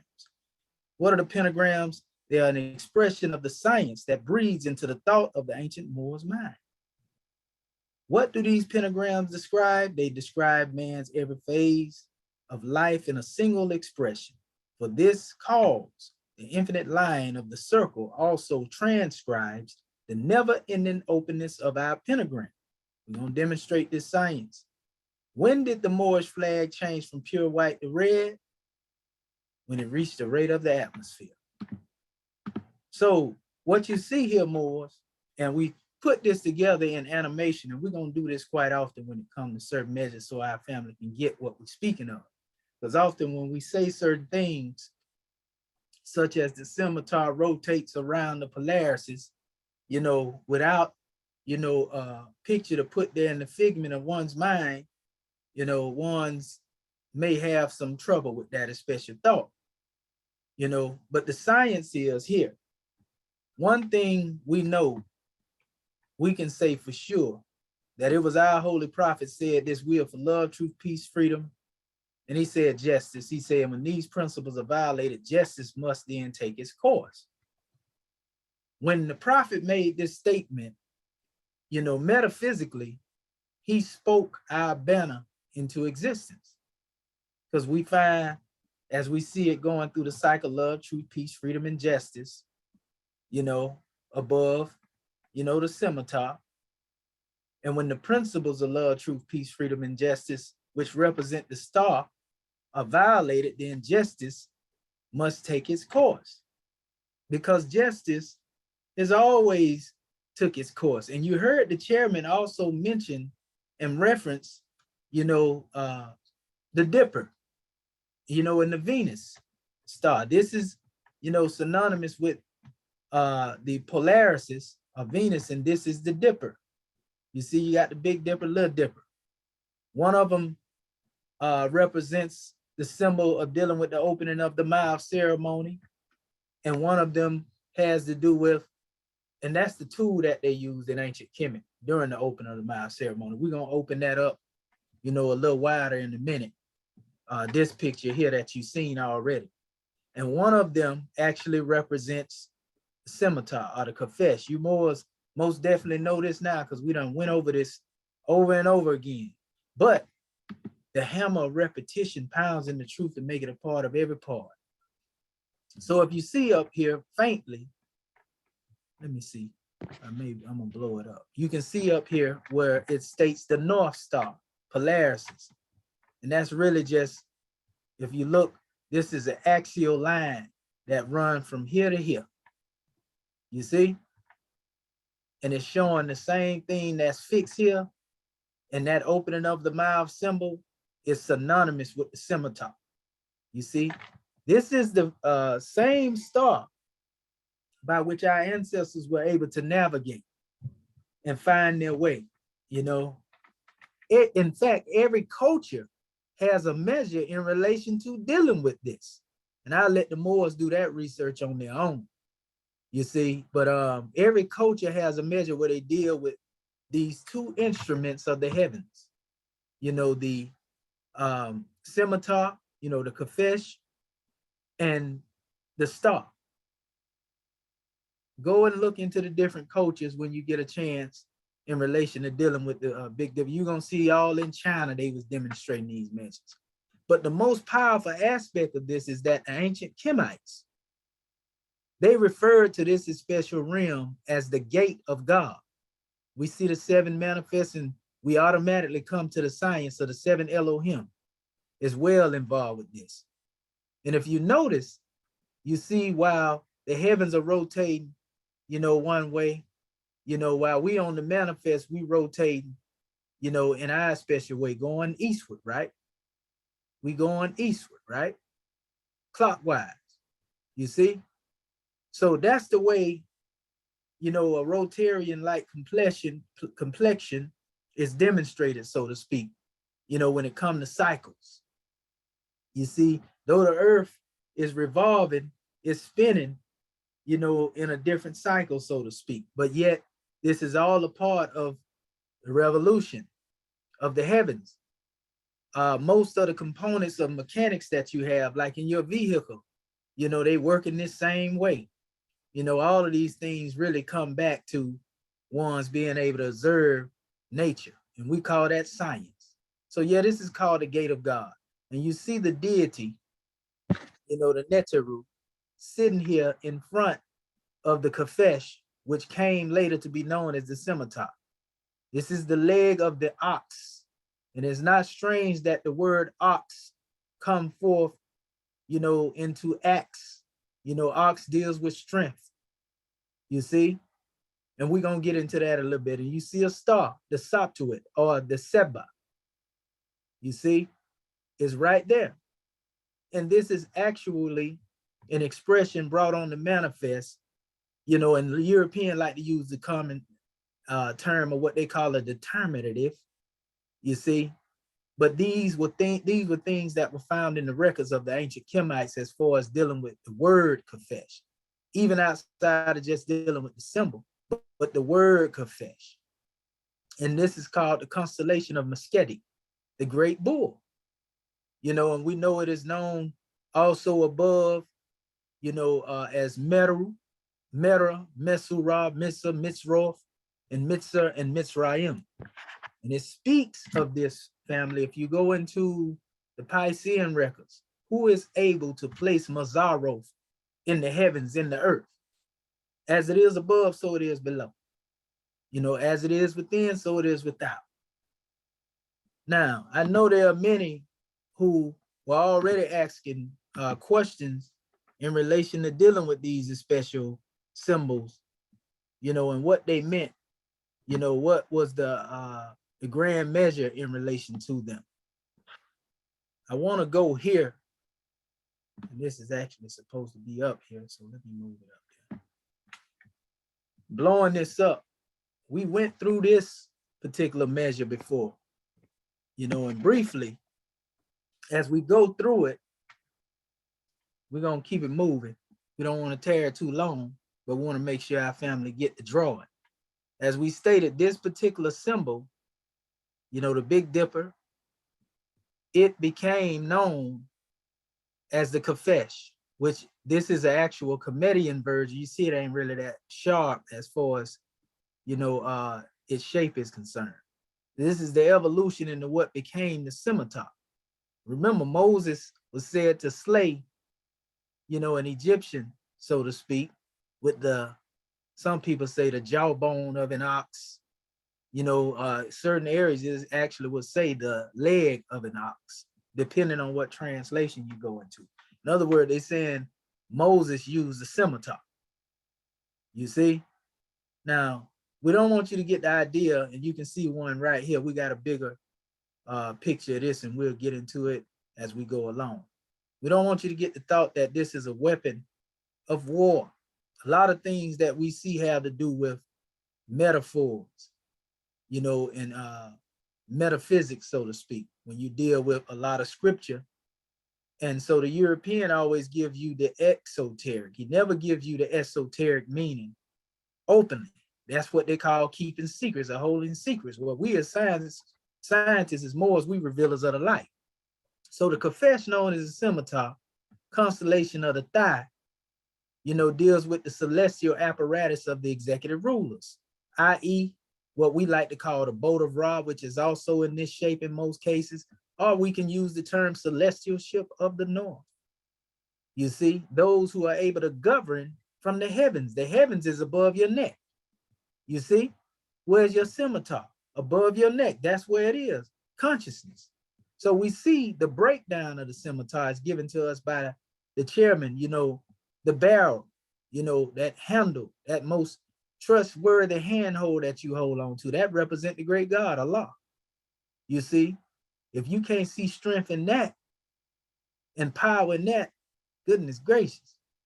You know, then you have above it the guard, and this is the swift angels. Then you have the convex or the blade, which represents prophets, gurus, masterminds. 3 degrees in relation to dealing with the Kafesh or the scimitar. Now, what I did, you know, I took the alphabetical letters and numbers from the creation cycle, Egyptian alphabetical creation cycle, and I came up with all these figures based upon it. I said, I wonder what would happen if I take the circle 7 and then begin to demonstrate the math, you know, with these letters that came forth from our brother Mustafa Gadala. So I put the 7 in the center, then I say, well, okay, the first in the abjad is A, B, G, and D. And so I said, well, 7 plus 1 is 8. Let me blow this up. And that's how I came up with this 8 right here. Then I said, okay, 7 plus 2 is 9. And that's how I came up with the 9. 7 plus 3 is 10. 7 plus 4 is 11. So then I said, well, let me go to the actual alphabet and look up the letter. And when I looked up the letter, these 4 letters came out. I didn't intend for this to come out this way. It just came out that way. So when I seen this, I automatically knew, because I'm familiar with the word acti, Hera acti, you know, aket, which deals with the heavens. And so, man, I say this right here actually brought a Kemetic word on the manifest just by me taking our circle 7 and adding this demonstration together. And so it ain't strange. So it might be strange to some that when you go to the root of the word Masketi, dealing with the great bull, this automatically manifested out of these letters. Now, mind you, the prophet invented this symbol long before Mustafa Gadala come on the manifest. He came with, the alphabet, teaching the Moors, that the European tried to bury the alphabet under the symbols that they came up with. But however, when you go into this special drawing, it was only divinity that made me say, well, let me do the math. And then I didn't know, like I said, that math was going to come into that. One thing led to another, and that's what you seen manifest. You see? And so having that special thought in mind, Moorish kin, alone, that's something to make somebody think. Like I said, I didn't intend for that demonstration to come out as it did, we'll say outright. I was putting the measure together, and in putting that measure together, and I was writing on paper at the time too, when I began to do that, and so I continued on, and I went into the multiplicity, what I call the multiplicity of addition, and so I went into the aspect of 8 times 9, which brought me 72. Then I went to 72 times 10, which brought me to 720. And then 720 times 11, which brought me into, actually it was 7, 9, 2, and 1. I just dropped the 0 because it's really a placeholder, so to speak, right? And so when I added everything up together, and broke everything down, it brought me to 18. You see? And when I went into 8 plus 1, I came up with 9. So that brought me back to the level of dealing with re-entry. You see? Re-entry, Moorish kin. So I see the relation of the 7 in the relation of dealing with re-entry. But what is the necessary measure in relation to dealing with this re-entry right here, family? It had to do with, this was the first Ennead coming on the manifest. Now remember, it said the gods come from on high, through the mouth or the gate of God. He speaks, we say in our teaching, he breathed forth and 7 creative spirits stood before. I can see the science and how that's related here. You see? And so this is the first conceiving phase of the Ennead. The great Ennead represents the conceptual or divine stage, right? And this is governed by Re or Ra.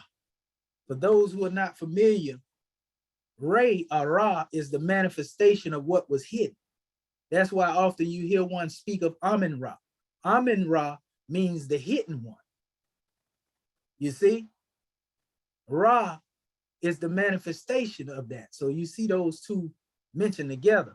And so this automatically, for some reason, it made me think of my Grand National Seal, because those 7 coming forth, that's what it was manifesting.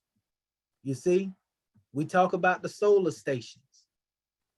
We talk about cherubim in chapter 1 in relation to dealing with that. So that's why I come up with that as special measure. But automatically, knowing that Tehuti is the father of letters and Seshet, is the mother of numbers, Ma'at also being one of the wives of Tehuti came into play as well. And this had to do with the balance between the situation. You see? Now notice there's an incline, in going up, to the special state of Tehuti, and you going in a decline when you go down, but this is dealing with the manifestation. Ascent and descent, so to speak, right? Made me think about descent nature too, going back to the origin of things, right? The holistic totality then is what I set out to come up with. And that was 7 times 1, 7, 7 times 2, 14, 7 times 3, 21, 7 times 4, 28. Added everything together, got the number 70. You see?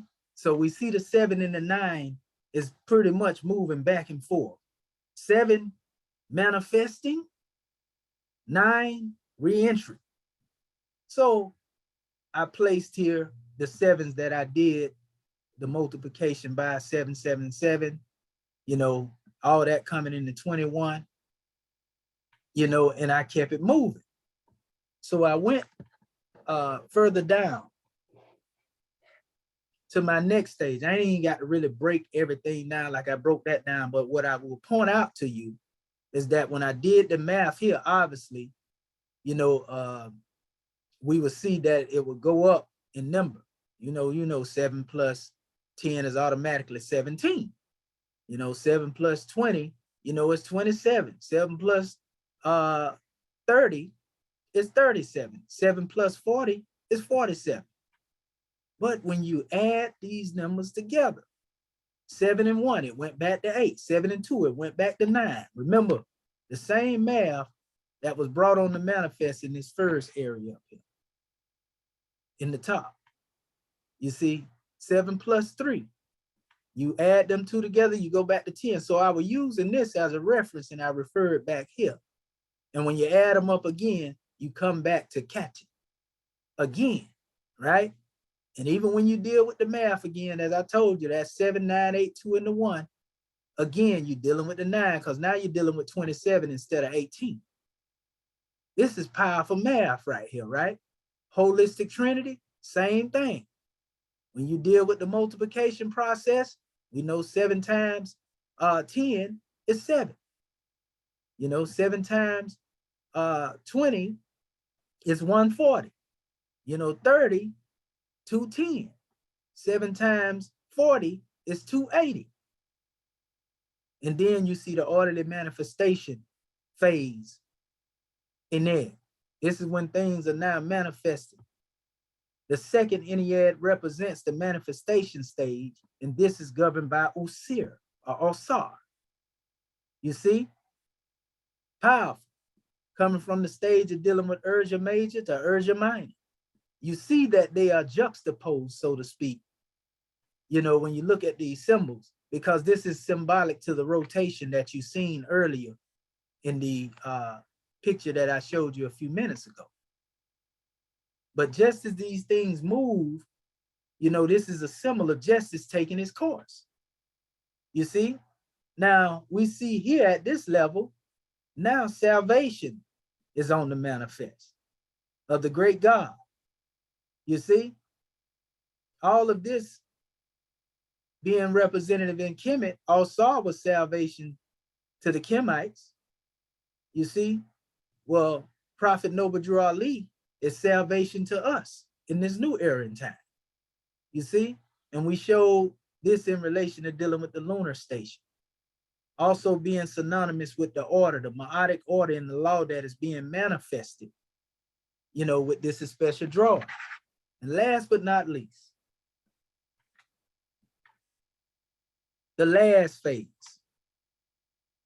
Now, these are cycles of the 7, spawning these things on the manifest. You can see everything here, the 70, 70, 70 out of the math. You see 700, which so happen to do with the rise of empires.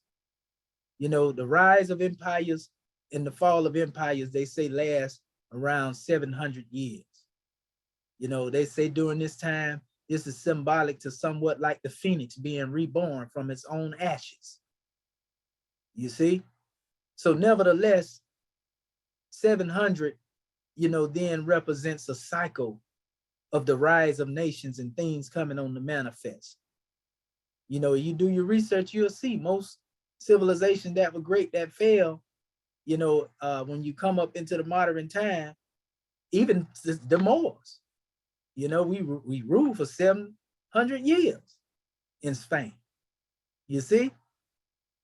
Now go back to the civilization before that, and you'll see this is a constant sequence when you break it down in those increments. Nevertheless, who that is calling me there? But nevertheless, Moors, that's powerful in and of itself. So dealing with the math again, you know, same thing, 7 plus 100.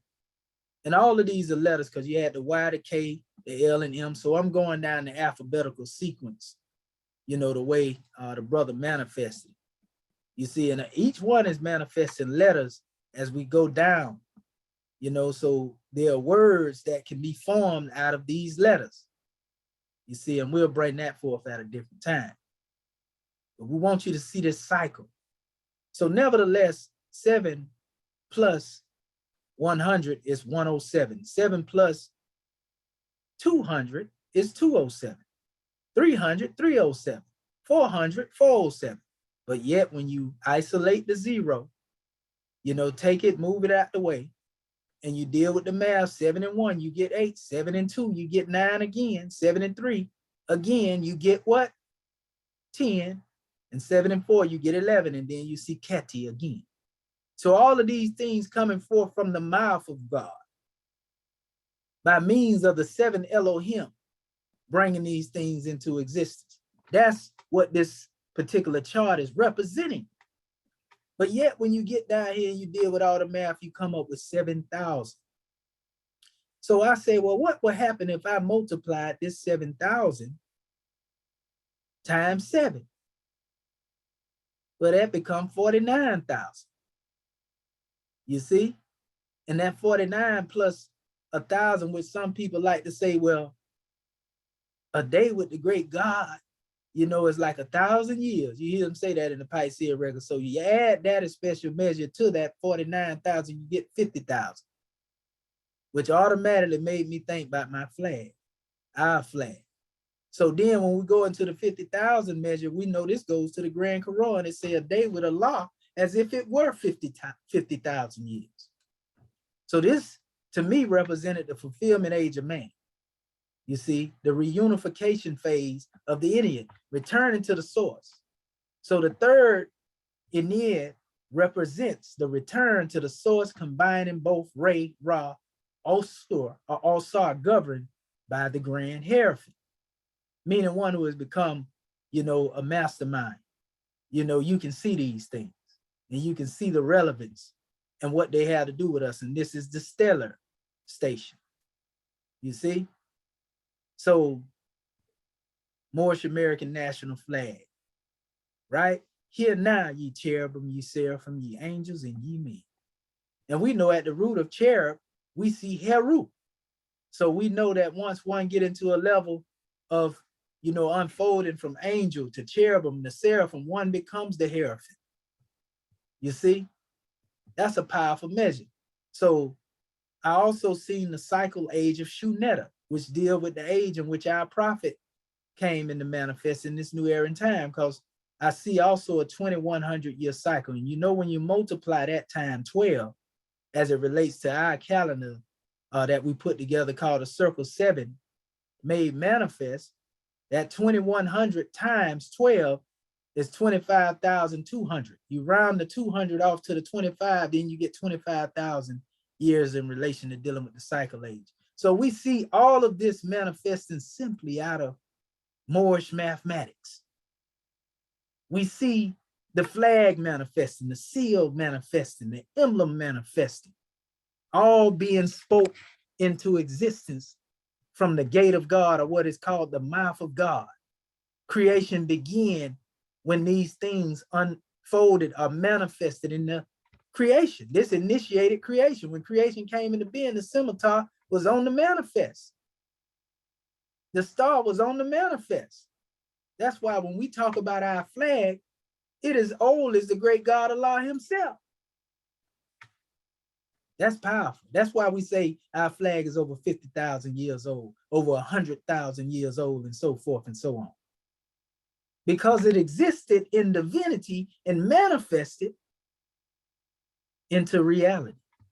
Now, we will see in Kemet, in most cases, we were talking about that pyramid, we talked about going up on the incline and all that last night. But if you notice, there are chambers, you know, within the pyramid, and they all are attached to certain constellations. Our ancestors were very wise when they did these things. You see Ursa Minor.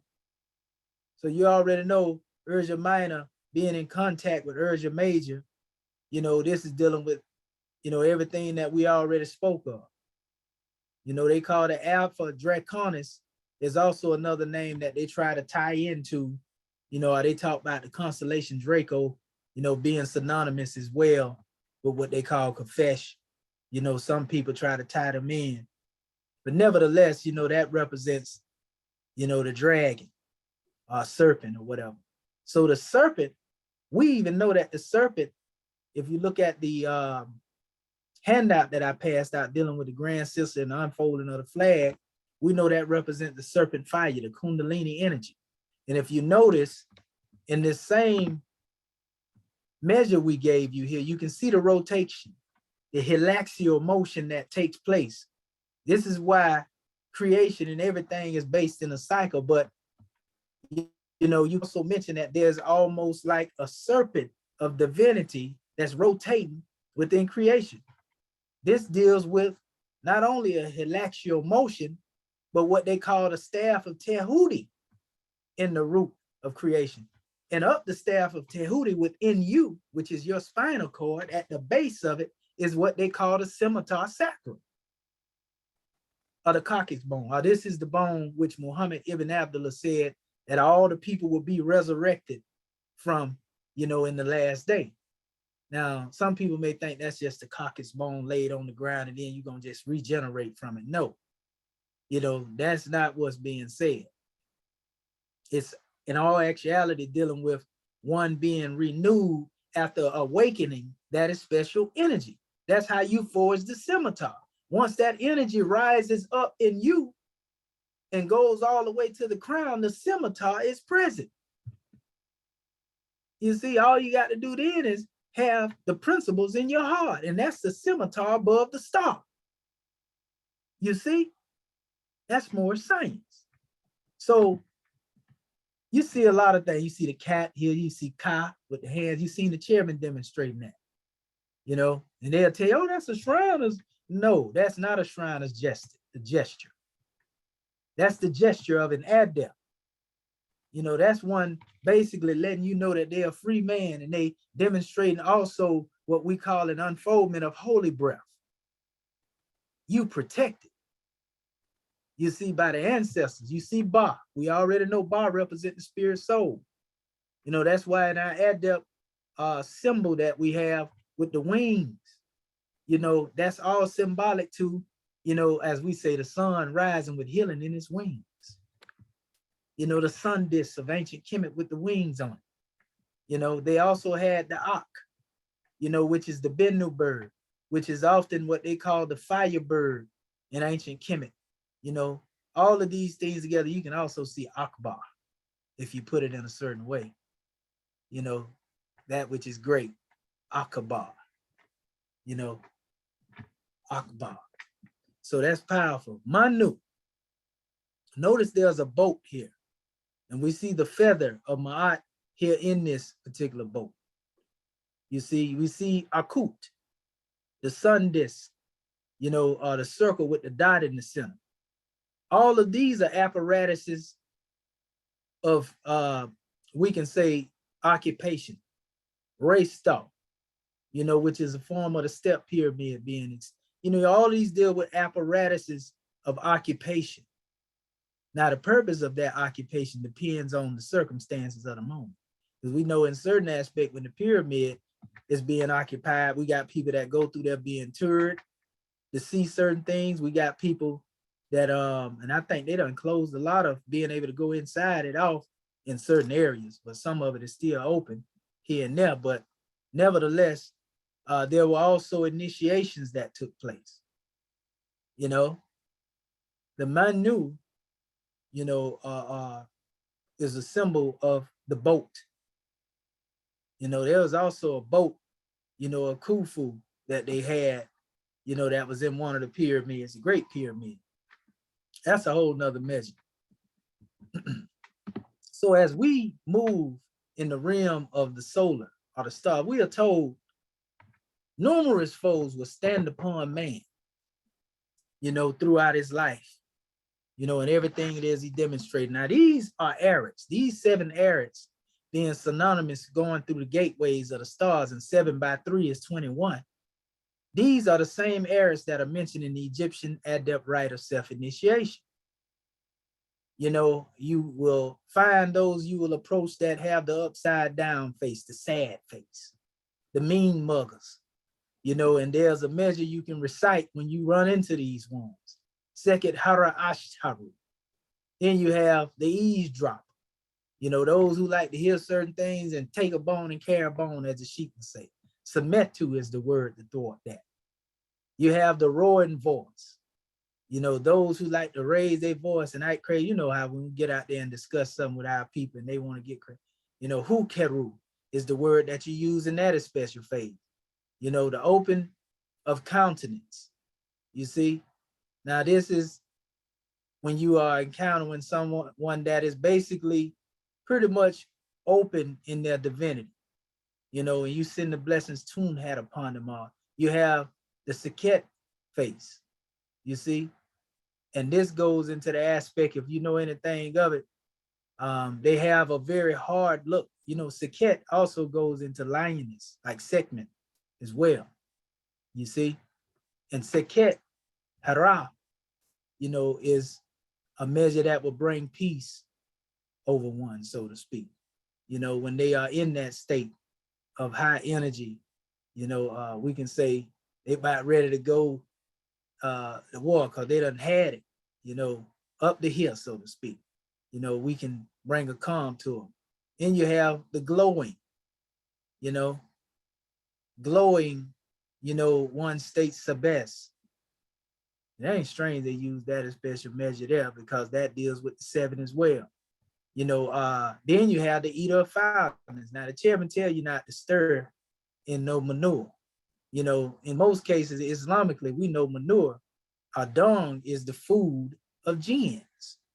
And it ain't got to be literal dung, a feces, but we're talking about, the eater of foulness when it comes to dealing with people throwing rocks and hide their hands and eating the flesh of their dead brother and, all types of stuff like that the Grand Quran referred to. Heart in pit is what you say in regards to that. It's just like what I'm saying, where I seek refuge in Allah from the curse, shaitan, for this foolishness that this one here trying to bring to me. Because you are what you eat now, you are what you think. And if you allow somebody to bring you something like that, well, you already know. We don't demonstrate like that. Then you have here the alert of face, Reshara, the cursor. We can go into all these hostile of face, even the perceptive aspect. Nothing wrong with having a perception, but some people have a perception to the extent to where, they just want to go back and forth. We have measures for that too. The crocodile repellent. We know about that crocodile thought pattern existing on maggots. I heard our chairman say one time, boys, I done seen some things that make a maggot puke. But and that's basically existing on filth. The mindset. This is all dealing with mindset. Ashabu is just Ashabu. Hippopotamus face. The hippopotamus was a very dangerous individual, actually represented Set in certain measures. They also mentioned one of the legs of, the hippopotamus as the leg of Set. Some people try to equate that with a kafesh, that Set was punished to have to protect, the way to the boat of Ra. They also use that measure in relation to dealing with the scimitar. They say his leg was dismembered and tossed into the heavens. That's a powerful demonstration as well. The raging of voice, again, that's same thing like the roaring of voice, face removal, that's like the two-faced type of demonstration there.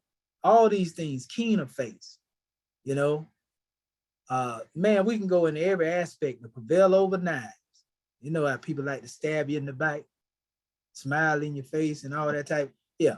The striding of voice, the rebuffer of insurgents, all these represent phases in which man stand before, those things that will bring mastery or destruction to one. And so it speaks here. It says the 7 arits are the divisions of Seket Aru, and we know that's also known as Alu, the heaven, the state in which the great God Allah went into when he got tired of dealing with a bunch of crazy people. You know, that's what Ra did. He manifested in a state of Ahlu, Allah, a second Aru. It's the same thing. You see, remember the R is interchangeable and even the I. So it says each arid is sender. It's a, pardon self, not center, but entered through a gate having 3 attendants: the gatekeeper, the watcher who announces the arrival of the sojourner, and the herald who receives and announces his or her name. The names of these entities are also Heku, and we know Heku is being able to speak words of power. That's what we was talking about earlier, to be able to ward off certain things, or just be able to put blessings out there to manifest. That's what Heku is. Or we refer to it in our teachings as a power that exerts itself for the individual at the will of their use. So this is invocation of words of power. It says that grant the initiate access through the region. You see, entry was possible with the knowledge of these words, and virtue was superseded by possession of the magical formula. Now, in other words, we can get past all of these obstacles or all of these foes if we exert the power at the will of our use, and that power is synonymous with that scimitar, thwarting and warding off these type of thoughts. And this is basically the same thing, showing the gates, you know, all of them, 21 in all, but it's the same measure in all actuality. But I want to go here now, back to, you know, this scimitar and this star, since we're talking about being in the realm of the stars and the science that take place in relation to dealing with the science of metaphysics. It states here, and this came from the book, The Celestial Ship of the North, by the way. The circle and the cycle are synonymous. A circle is Sasaurus, or cycle, and with every race was a symbol of the unknown, its boundless space and limitless time in eternity, born from above, based on the myth of the birth of time, and the circle made by the stars that had neither beginning nor end. Thus the eternal was founded on the cycle and the circle, and continual cyclic repetition, which you see me demonstrating even in the math. Cyclic repetition goes into your cellular makeup. That's what sustains you, the cyclic repetition. You see, just as in the creation of the 4 cardinal points from the circle, see, that's that quadratic expression. The 4 times of Egypt represented forever. Through the continuity of one circle mingling with another. We showed that as well in that particular math we demonstrated, continuity of one circle mingling with another. The transformation of one cycle into another can be found in the Hebrew word everlasting, meaning ever repeat. The hierophants of Egypt created from their philosophy the circle of necessity. We call it Shinu, or even Shanu's effect. The fate to which all are doomed as well as judged. Talking about that justice sound like it's coming up, right? The circle that is symbolized in the 12 signs of the zodiac, which we call the Dendera. You see? Another measure from the celestial ship of the north. The sword, as the flaming sword that turned every way, was the sword of the 4 corners, or the cardinal points of the world. And as the crooked sword or sickle was a symbol of the planet Saturn, called the synth of time. In Egyptian, it was called Kafesh. You see, one of the names of the constellation of the Great Bear. In Dendera, in the Dendera plane sphere, you see, which we just referred to, it was symbolized by the leg of a hippopotamus indicating the thigh. That's the measure where I was telling you they also use the hippopotamus, you know, leg in relation to dealing with the measure that deals with the story of, you know, Set, you know, being punished and him being dismembered, the same punishment he tried to demonstrate on Asa. And this is symbolically demonstrated in relation to dealing with that leg being cast into the heavens in the form of Kafesh or scimitar to guard, in all actuality, like we say, the way into that special measure. in the Grand Quran, in other words, it talked about those who were eavesdroppers among the jinn in Surah 72. And they say they used to try to listen in on the truth, and they found themselves being pursued by flaming swords. So this is synonymous with that same depiction there. You know, in other words, just like when it say an angel was placed in the garden, the cherubim, you know, with the scimitar, you know, so that one couldn't come in. So these are unclean thoughts. And that was the punishment of Set. You know, he would have to be the guardian, you know, since he want to kill also. He got to be guardian of that which represents also, you know, and not allow one to come up in that special demonstration. That's a powerful measure, because we know that even the battle between Set and Heru was not a battle to the death, but it was a battle that brought balance on the manifest, right? So the battle without us dealing with higher self and lower self, we know that there's a devil in the lower self, but it brings balance to us when we're able to conquer the self. You know, that don't mean that it disappeared though. So it says, in the Dendera playing sphere was symbolized by the letter of the hippopotamus indicating the thigh, the original birthplace in heaven. When Saturn was represented as a god, a crown was placed upon his head, endowing him with majesty and making him a judge of the court of justice, held at the time of reaping, the harvest time. We can call it the end time fulfillment of prophecy if we want to, the cusp of the ages, but it's talking about justice, right? The golden age of justice. You hear us talking about justice taking its course when the prophet manifested. Saturn has remained a symbol of justice down to the present day. So they also equate, you know, the cycles in Saturn, you know, in relation, the planet itself with justice, synonymous. And I've seen some Europeans even try to say, well, that's why our nature is the way it is, because they say Saturn is also a planet that deals with striving, struggle, revolutionary warfare. And they say, well, this is the nature that Africa was supposed to be governed by. You know, that we was a warrior people or whatever. They used it in that way. You know, but the pen is mightier than the sword. And real warfare has nothing to do with taking one off the count. Real warfare has to do with one being able to be a master over their lower self. Or we call it the greater jihad, if you want to call it that.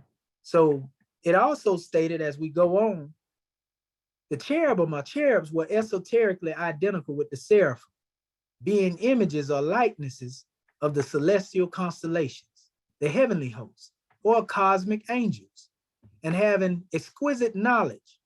It is said of the seraphim that they know most, but that the cherubim love most. Cruden, in his concordance, interprets the word cherub as meaning in Hebrew, the fullness of knowledge. See, you heard me talking about going from a stage of unfolding and being a swift angel into going through the degrees of cherubim and then going into the realm of seraphim, being one with the spirit of almighty power of Allah.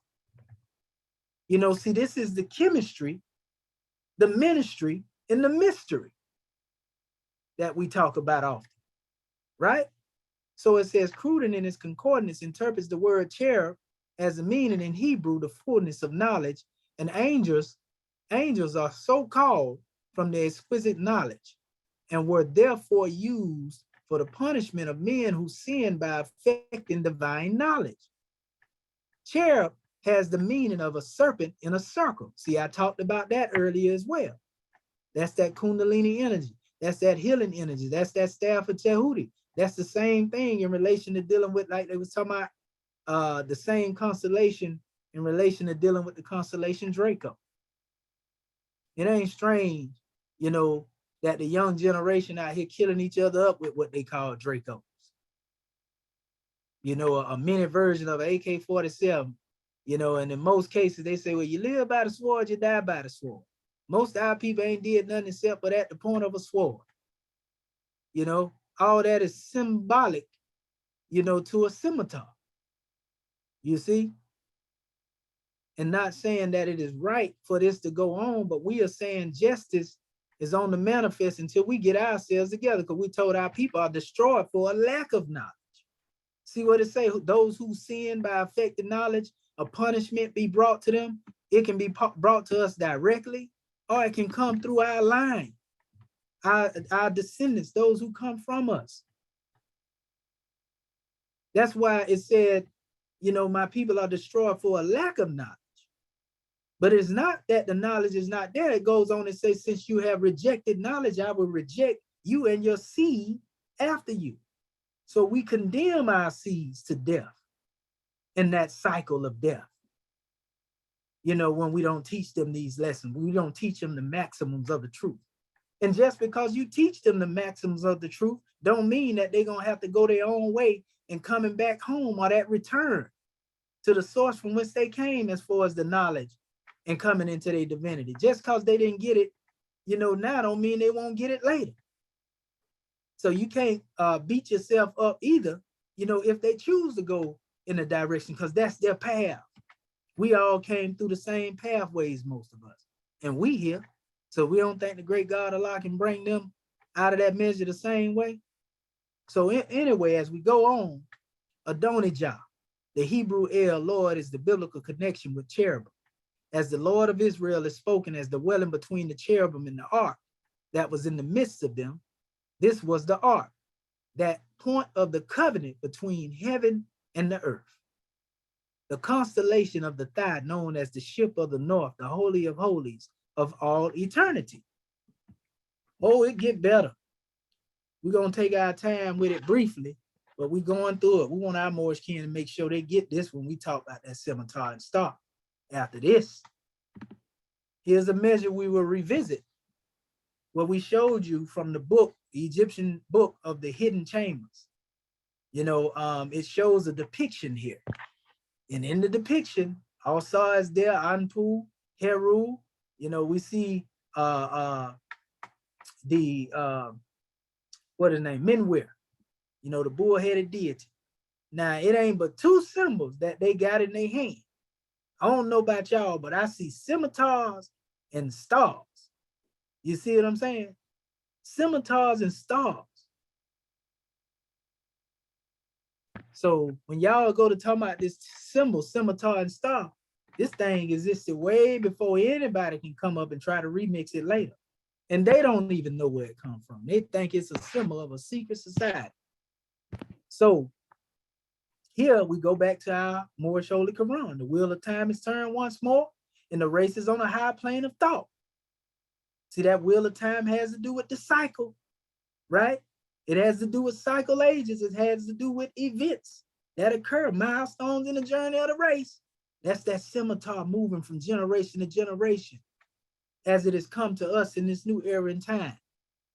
That's the garb or the garment that was woven. It had been woven since the time of immemorial,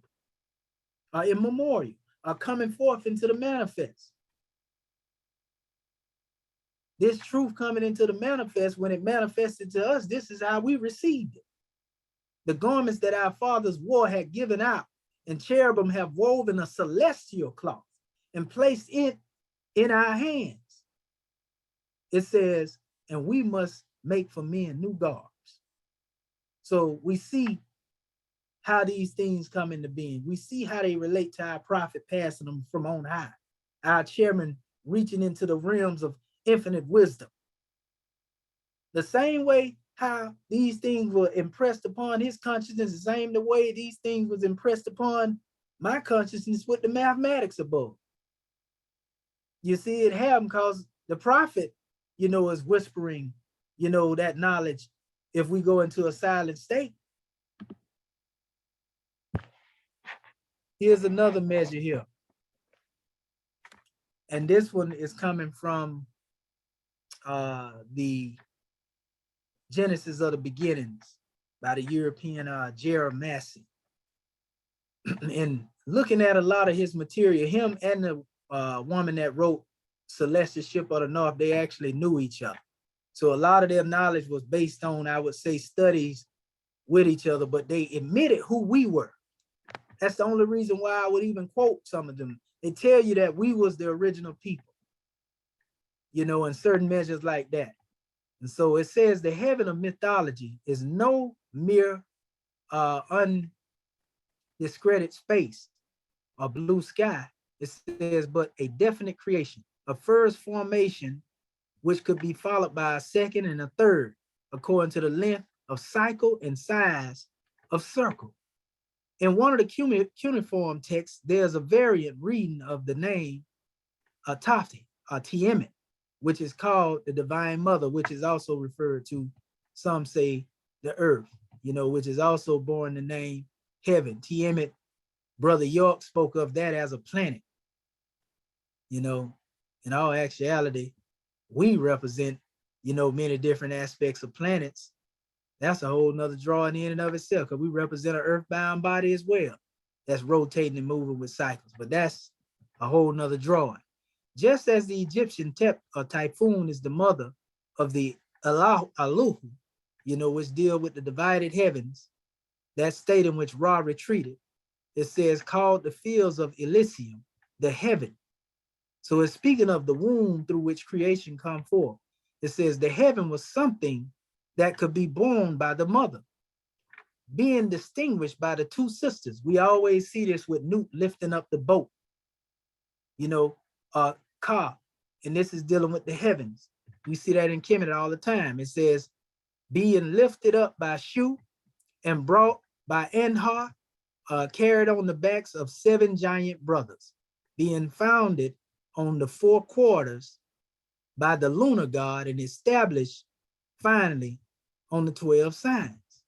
Now, when you see them talking about being carried, on the 4, this is dealing with the quadrants, and they say lunar. See, these are actually crescent moons I put around here. Those are the 4 ways of dealing with those lunar unfoldments, as you see the scimitar going through and through it, right? So dealing with this is special drawing, family. As we continue, it says that being carried on the backs of the 7 giant brothers, being founded on the 4 quarters by the lunar god, and established finally on the 12 signs, 36 crossing stars, which they call decans in ancient Kemet. That's based on 36 times 10. So it says, and established finally on the 12 sign, 36 crossing stars of the heavens and of paradise, and according to its division says Enoch, because the Enochian calendar as well is based upon this. Remember, Enoch is really Tahuti. So if you get a chance, research the Enochian calendar, and it's based on cycle ages. So it says Enoch, and these divisions extend from the first severance of the earth and the heaven into lower and upper. Interdependence between the lower and upper realms is what's referred to here, right? It states the earliest decans are the earliest divisions of the fermental waters to the final 72 decans of the zodiac, right?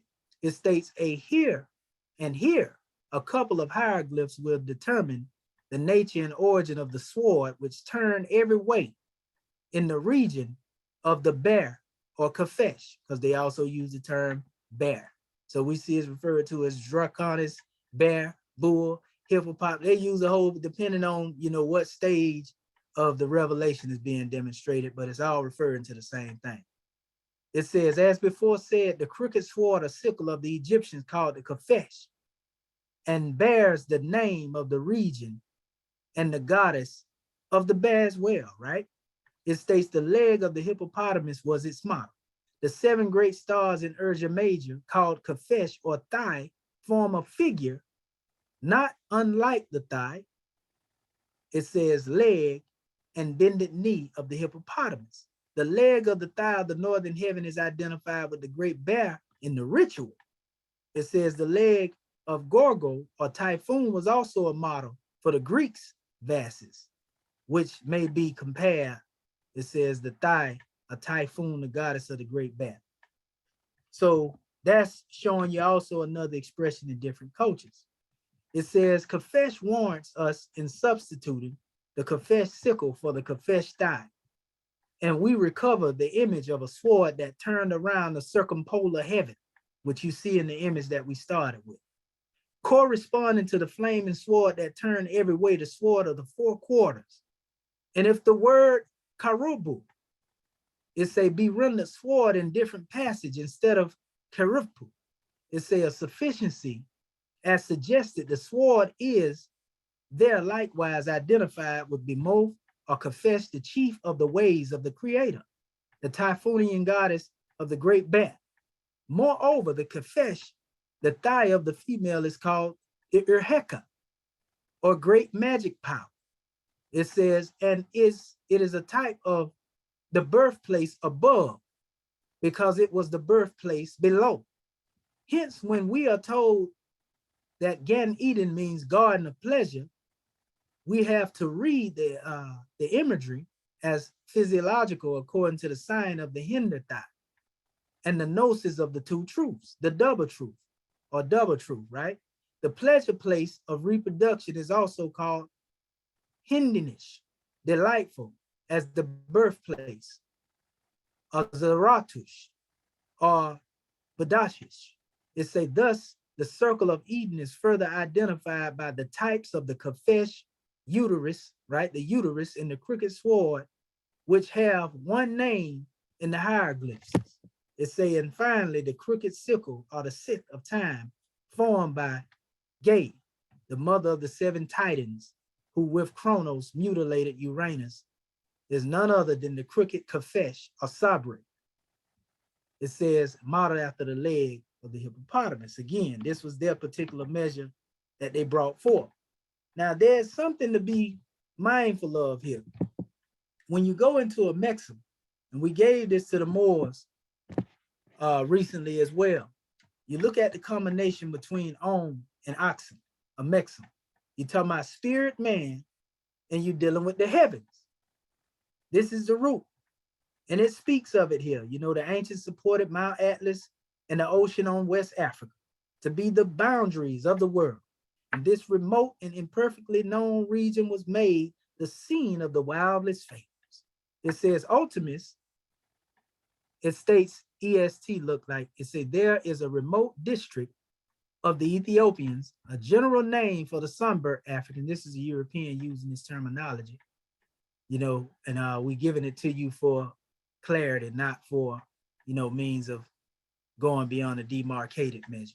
So it states Axum, you see an optum, supports on his shoulders the heavens studded with burning stars. And we talk about the Axum and the Oxum. We always take our Moors back here. You see the incline and decline aspect of everything as well.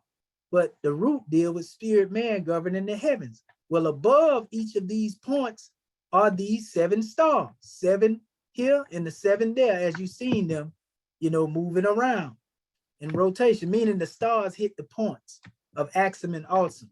So the center is the mother country. The Polaris has always shined down upon the mother country. You see, in fact, at the very tip of the Great Pyramid, you know, because you know there's an axial tilt, you know, that also has to do with the way the line tilts, you know, toward that special measure, dealing with the degrees in which, you know, it is falling away, you know, in its axis from its original upright position. So that's another measure we touch on. So when we look here at all of these measures, family, again, we demonstrated the cherubim, seraphim, angels, and men. Now we're getting into our banner, you know, and the only thing we're showing you is how our flag came from white to red. We say in defense of the principles when it reached the rate of the atmosphere. See, this all has to do with us coming out of the rim, you know, of the heights of divinity and becoming thrust, so to speak, into the manifest, or we can call it falling from our higher self. And so we had to have something to stand in defense with. We had to regain consciousness. But it's still the same thing, right? So watch this. This is another measure. It say the various heavens of different creations were represented on the earth as the house, tabernacle, a temple of the gods, ranging from that of the typical mount to that of the astronomical dome or heaven indoors. The tabernacle of the wilderness was made according to the pattern seen in the mount. with its cherubim, 2 bears, its tree of 7 tree branches, right? It says, and other celestial symbols. It says the Kaaba of Mecca, denotes the equipoise or equinox. It say is the quadrangle of the 4 quarters. It says with the addition of the height and depth, it says the well, it say this would be identical with the hexagram or cube of Ptah. The Kaaba was fabled to have been first let down from the heavens to Adam, because they say that there was a direct replica of the Kaaba, in the heavens. They call this Bayat al-Mamor, M-O-O-R too. You see, they call it Bayat al-Mamor, the house of the Moor, or the house of the most frequented, as they call it, visited place. In the heavens now, this is what they say the original Kaaba is. So there's a celestial Kaaba that exists above the Kaaba on the earth. When you deal with the tilting of the axis, that goes back to the polarities in relation to dealing with the way that they align in that. So it says the Kaaba was favored to have been first let down from heaven to Adam and to have been remodeled by Seth, Abraham, and others. A knowledge of these things, celestial and chronological, it says, including the 7 of the chariot, or the Kabri, or the Keb of the mount in the 4 corners, right? I.e. the Kaaba, etc. constituted the primary Kabbalah, not the mongrel so-called nowadays. It said just as they are mysteries in the Egyptian ritual. We talk about the Kaaba of Allah and all of these measures, all of this is going back to the same symbolism. It goes into the heaven, and this deals with the mother. This was actually the same one that I read earlier, but a different version of it. So we won't go through that one. This brings us now to a grand importance, because you see me putting this up here in relation to dealing with Amen. And all this is tying in as we go through this. Amen is very important. Amen is one of the most ancient. We talked about Amen in the beginning, the hidden one, who became manifest as Amen Ra. You see? So Amen is great. Amen is God. Amen is evermore to be. Amen. Why did I use that word play? Going back to what it is we demonstrate in our questionnaire to give you adept insight, it states, what other name do we give the truth? Holy breath. What have you to say about the holy breath? All we can say it is great, it is good, it was, it is, and evermore to be. Amen. We already know where the word amen come from, right? So that's the relation of that to the title. It has to do with one being God, the holy breath. It says, at what place on earth was the physical part of man formed? In the Garden of Eden. Now we done got a whole bunch of history on that right there when it comes to the celestial aspects and how it manifests within us. Where's the Garden of Eden? In the land of Canaan, in the city of Mecca. That's on the manifest, right? But we know there's a celestial Eden. There's a celestial Mecca. There's a metaphysical Eden, a metaphysical Mecca that is within us. It says, what is the modern name for the Garden of Eden? Mecca. What is the name of the first physical man? His name cannot be used only by the executive rulers of the AC or the MST of A. What are the words AC or the MST of A? Adept chamber of the Moorish sign symbol of America, third heaven. Now we know that this is all dealing with, in all actuality, the chambers above your neck. You see, you are, the more you hold the signs, you the temple of perfected man, and you basically Moorish American descendant here. That's how we'll look at that. But the name of the first physical man was not given as Adam. We know it's Ish. You see, it's Isha. In fact, the relation, we have already proven this in another measure when we talked in our last discussion about the Elohim and how they manifest with Isha. Amen is synonymous, with what we would call Autum, Ka'adman. You see, Autum, going back to the beginning of creation, being synonymous with that oneness of Amen. You see in Ka being the soul, universal soul, spiritual soul. So that links right back up with this same measure here. But the important aspect is dealing with the fact that he was called Mar. We chase that into the manifest of what we at now, but we can trace that back to antiquity because Mar is Amen and Amen is Mar, right? And we just showed our Moorish kin this portion. You know that the word Mar in the Hebrew language, as they like to call it, we call it Proto-Sinaitic, Proto-Canaanite. Moray has to do with light, bright light, a shining light. In other words, the Sheik was coming forth with this measure the other night, the noun, the masculine luminary. You see, they use masculine, noun masculine. And this is referring to a luminary. Not putting a gender on this special demonstration, but it's speaking of the way the noun is used itself. But it's referring to a luminary. Now, this luminary, known as Mar, or light, a light bearer, a light being, a luminary, a lamp, everything else they give here, luminary of the eyes, it go into all of that.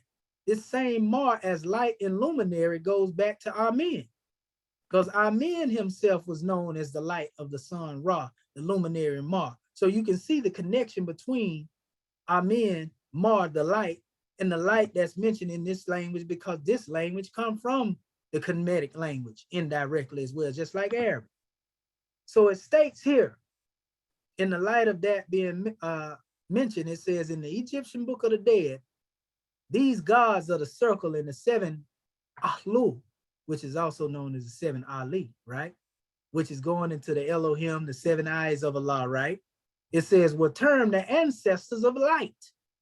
See, we were talking about light beings in relation to dealing with Mar and Amen, right?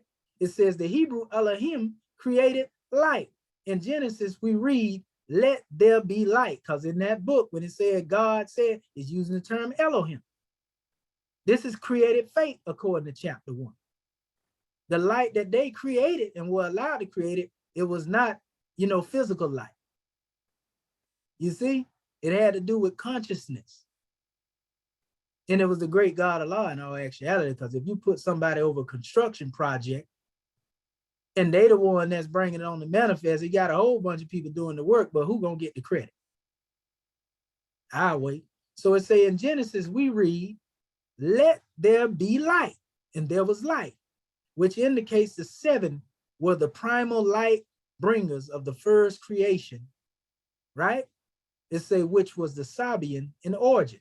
Indeed, these generators and ancestors of light were so ancient, they had been sublimated and divinized and relegated to a kind of spiritual realm beyond the phenomenal creation described in the book of Genesis. So when it said, let there be light, that word Mar was used in the book of Genesis. It says generations, it say were of heaven and astronomical. It says esoterically, the seven stars were the sons of God, divinities of power, who knew and could impart all the secrets of nature to man, and who could reveal the wonderful but now lost word. The word that is no word has to be sought in the seven names of the seven first emanations of the sons of fire.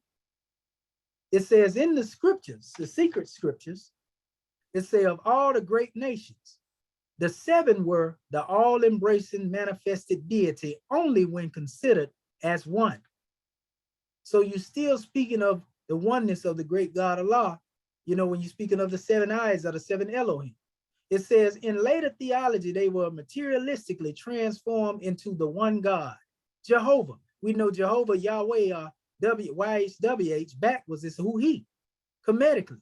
The Sufis use the term Yahuwah. So we ain't got to go back and forth over the name. But it says, who was the great mother? One whose name is familiar with Eve, and they talk about Have, you see, which is Hawa. You see the chairman mentioned that. That's what they're getting into. That goes beyond the physical Eve. That's going back to Isha. You see, that's the great mother that existed with the great God in the beginning, both of them referring to as God, higher self and the mother of virtue. So the great mother, one of whose names is familiar with Eve, it says, when Adam and Eve had eaten of the fruit of the tree of knowledge, The Elohim were made to exclaim, behold, a man has become as one of us, to know good and evil. And now least he put forth his hand and take also of the tree of life and eat and live forevermore. You see? So this is powerful. Now, dealing with our men here, we see our men giving the scimitar, to a Kimite. You see?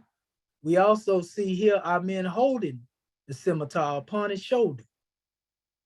It says, when God said, let there be light, again, he used the word in the root M and R of masculine noun, mar, or more, luminary, light being. Our men, the hidden one, known as Mar, in Kemet, Ore, Ra, right? It says known as the manifestation of light in Kemet. So I'm showing you the connection to the manifestation of those 7 stars being the scimitar.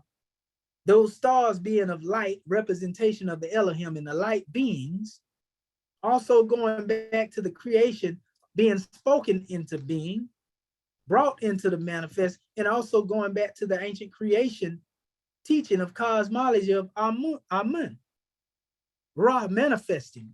Along with this, the history of how this name and this root, Mar, goes back into the ancient time of antiquity and also comes into the time where we are now. Masterminds are able to trace themselves back, and we know going forward or into, the past, whatever the case may be. You see what I'm saying? So that's powerful when we can connect ourselves with history that way. So now we see here, and we almost are closing it out, Moorish King, with this measure. We want to make sure our family really get what we put in here, and get some clarity though. That's the same symbol of the Kafesh. You see they have it here as well. I actually have another measure to bring forth this measure in, so I'll wait to bring that forth as I'm going on. I ain't gonna tarry long. And again, it confirms here the foreleg, the bull. They use the bull here, Mesquite, opening of the mouth, Set Heru, regeneration of Big Dipper, the great bat. The foreleg or the thigh is called Kafesh. The Kafesh means strong arm, strength, or power. And it was a symbol of divine and royal strength. Also the foreleg. And they're showing you again, Kafesh above the star represented the constellation of Ursa Major, also known as the Great Bear or ancient Egyptian Mesquite. And it said the scenes of amputation and presentation, the foreleg are more frequently depicted on paintings of the tombs and wooden models. The butchered parts, mainly the foreleg, have a great religious and ceremonial importance from the late 3rd or early 4th dynasty and remain until the New Kingdom. So this particular symbol has been passed through many different eras in the dynasties of Kemet. And this was that bigger view of the portion that was in the second slide I showed y'all in the beginning, where one has this confession in their hand. Primitive form. You see here, the Kemites here, and they demonstrating the card degree, but you see the scimitar right here on the on this table in front of them. The kafesh. Also it speaks, the animals were important to the ancient Egyptians, and a number of animals were considered as deities, completed with personalities and attributes. Animals were also important for food, meat. It says held a special place in the hearts of the ancient Egyptians and in their diet. The foreleg was called again kafesh. This foreleg is represented on the wall, the ceilings of tombs, and on the offering tables, as you seen me show you a few minutes ago. The amputation of the foreleg is considered one of the most significant scenes that had been depicted, and this study helps to explain why the ancient Egyptians have much attention to the foreleg, gave much attention to the foreleg. It says even before it was cut and presented as an offering. Also, the paper studies the astronomical symbolism of the foreleg, Kafesh, that appeared in the text as Ursa Major, a circumpolar constellation in the northern sky, and one of the prominent constellations in the sky, and also focuses on the other name. for Ursa Major, term Meskheti, and the appearance of the foreleg as a determinative in the name Meskheti, right? It states the paper also concentrates on the role of the foreleg in the ritual of the opening of the mouth and its association with the four sons of Horus and the god Set. It says the constellation of Meskheti, the foreleg, was used to express the daily cycle of regeneration of the deceased. So you see Heru, and we see Herakuti in our 42 paths. He has a scimitar in his hand. But his four sons represent, they are representation of the quadrants. That's powerful. Okay, astronomical concept. Ursa Major is one of the well-known constellations of the sky. It was located in the northern stars that never set. Ursa Major was called Kafesh, an image of the foreleg by the ancient Egyptian as appeared in the pyramid text. Ursa Major called Meskheti, image of the bull. Its name is mentioned in the book of the day and night. It says Meskheti according to bull, which is represented in the middle of this constellation, right? Again, here's another measure. All these portions too are coming from various different sources as well that can be found, you know, in your own research. But it says the name Meskheti is determined by ads, as in the pyramid text. It's saying this sign suggested an identification with the instrument which had been used in the ritual of the opening of the mouth. In the coffin text, it says the name with is written with the adairs is determined. It says in that, well, it actually shows the symbol and everything again, but it says the God determinative is found in other texts in diagonal star clocks, which is its date, well, back to the Middle Kingdom. The constellation is represented in the image of the foreleg, and it is shown by 7 stars beside the sky goddess Nut, with 2 upraised hands with the sign of the sky. And I like how they refer to that as a star clock. But you see the same thing here. We already know that's the opening of the mouth ceremony too. And this is, you know, the symbol of Meskheti as well, all of that together. You see them rotate. The general view of the opening of the mouth enabled the deceased to breathe and speak in the realm of the afterlife. This ceremony is regarded as an attempt to translate the deceased to the afterlife via archaic magical association with the world of the gods. In other words, our ability to speak Heka, speak things into the manifest, listen to the silent voice that speak within, determine how well we are able to transmute and go beyond the plane of things made manifest into the unmanifest, and vice versa. Just as life came into being, we can go into the realm of elevation. I already said that up top right there. That's just attached to this picture. But you see also here with the same kafesh there. You see the kafesh here. It mentioned, they tell you what it is, sword, scimitar. You see?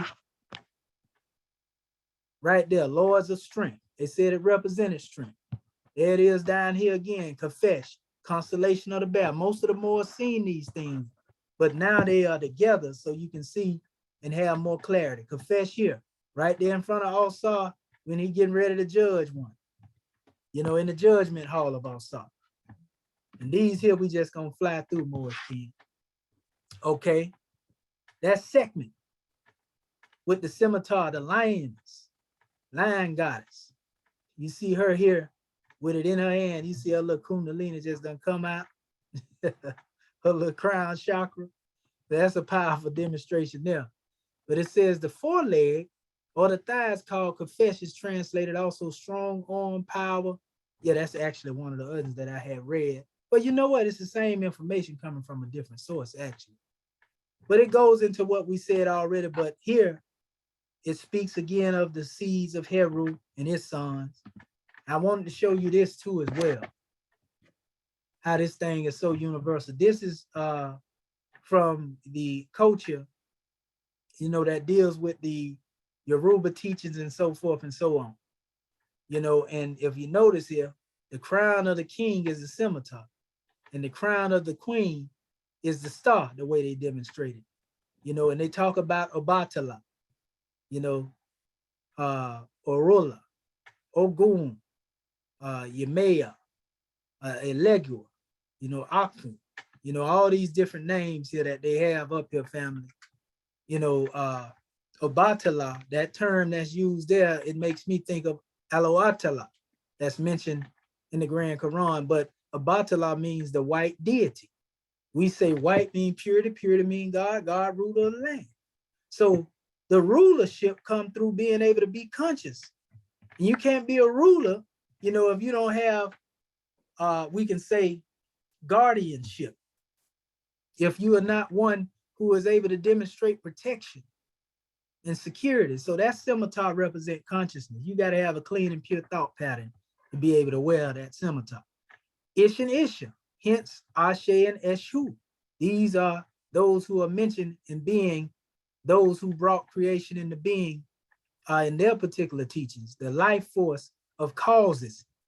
See, that's why we say Ish and Isha. These names carry power because you're dealing with the life force of power, of causes, being able to manifest things through that heka.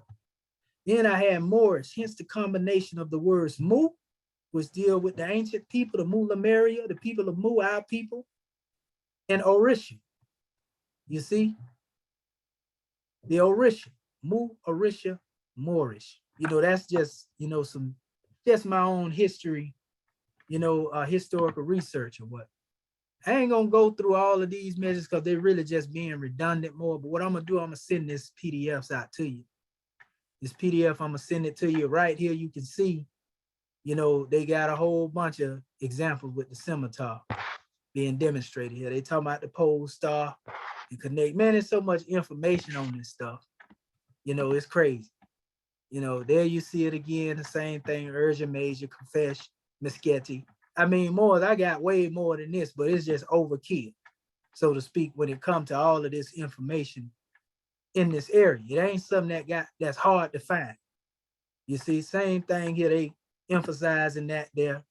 I want to get to this portion because we don't want nobody to make no mistake about it. And this is what we're closing out at in these last few slides. This particular image here, and you see Kirkman Bay right here. He got Sultan on his head. He got the star closed here. He got Allah up under it, right? And this is actually Allah here. I thought it was Iram, but he has Allah on this Masonic phase. You see? So this particular headdress has nothing to do with the prophet's adept symbol, meaning this Shriner symbol that they have over here. He marked his fez. The prophet told one not to do it, but he did it anyway. So how much did he follow the prophet? You see, we ain't trying to be disrespectful to the deceased, but even his going out process wasn't a good transition. He died in a bar fight. He was drunk, according to the history. So, that tell us how he was thinking. That's why we got Moors out here now think they can create beer. You see, and put the name Moor on it. All types of stuff. Ain't no difference in putting, marking the feds. Same thing. You see? So nevertheless, we don't want to confuse the prophet symbol. And he closed the star. Even though you will only find most medallions of the MST of A with the closed star on it, those are the ones that we see now. But the original one, the chairman will tell you, that he's seen that original flag that was white with the open green star in it, as opposed to this special one. They be hiding that stuff in the adept chamber. You see, I was told recently too, when that brother Sadiel reached out to me, he was like, yeah, they got records of the prophet, Mo. They had a picture of the prophet on the train and all types of stuff. He said Moors died and people threw the stuff in the trash, charters and stuff. And he was like, yeah, me and the chairman went through the chamber together. So nevertheless, anyway, dealing with this special drawing family, the symbol of the prophet, the one the chairman will tell you about, we, in honor of that special measure replaced the 5-pointed green star in that particular image. You seen it earlier when we showed you the 2 flags, you know, but this is the one you will find commonly. You see, because that's all the Moors have, you know, outside of what it is, and they close the star. That's the version with the Kirkman Bay measure. You know what I mean? But the white background had to do with the original drawing brought forth by the prophet, and you can see him with it on. This is just the side where it has the circle 7 on the pin. You see? So we know that he had a white medallion. That is not blue right there when you look at that. That is no other color but white. You see? Just cause it's grayscale, don't get it twisted. Or black and white. So nevertheless, we see if you were dealing with that white banner with the green star in it, which, you know, you can place that there in the background, you see our flag is on the manifest. When the Moroccans fly this flag, they fly it upside down because they basically have inverted thought pattern. They're in adversity to the principles they represent. Their flag is fallow. It was the chairman who came back and turned the star upright. You see? So if you want to say, well, the prophet had it, the prophet didn't fly this flag like you see it upright here. He had it upside down when he was in his office. So when you look at the star, because we gave him the star and the flag, our ancestors did that. You see? But the Moroccans, not Moorish Americans. So when you say what kind of flag is the Moorish, see, now we get into a greater measure. So this blue demonstration, we know that represented the Blue Lodge concept brought by Kirkman Bay. But when you go into the essence of it, and you look at this flag, and you were to go into the background of that right there, if you want to say, well, the prophet brought it, he didn't bring it upright, he brought it inverted. But we know that this symbol and those 2 things in the proper context brings grand light on what the flag represents and why our flag is a red flag with a 5-pointed open green star in the center of the circle. You see? Now, the Moors know this truth because if you look at the resurrection book in the chairman, I know he's familiar with that too. You know, written by the Dingle brothers. I think it might have been Timothy Dingle, if I ain't mistaken. But if you notice here, look at what he has. Look at what he has here. With an open star on it though, right? You haven't seen. And I heard some more say that they actually seen the flag that we have. And, you know, they try to call it a German Bay flag, our government flag. That's the flag of German Bay. You know, then they want to say that's the flag of President Bay. He got it from German Bay. You know, I heard more say we seen that flag in the adept chamber. You know, so our flag, from what I'm getting, it has been on the manifest for some time, whether you like it or not. It's been on the manifest. You see? But that's a whole nother story. But nevertheless, do not confuse our symbol with this. This is a remix and this is mockery. Look, you see they turned Allah upside down on the star. See that inverted star right there? A-L-L-A and H.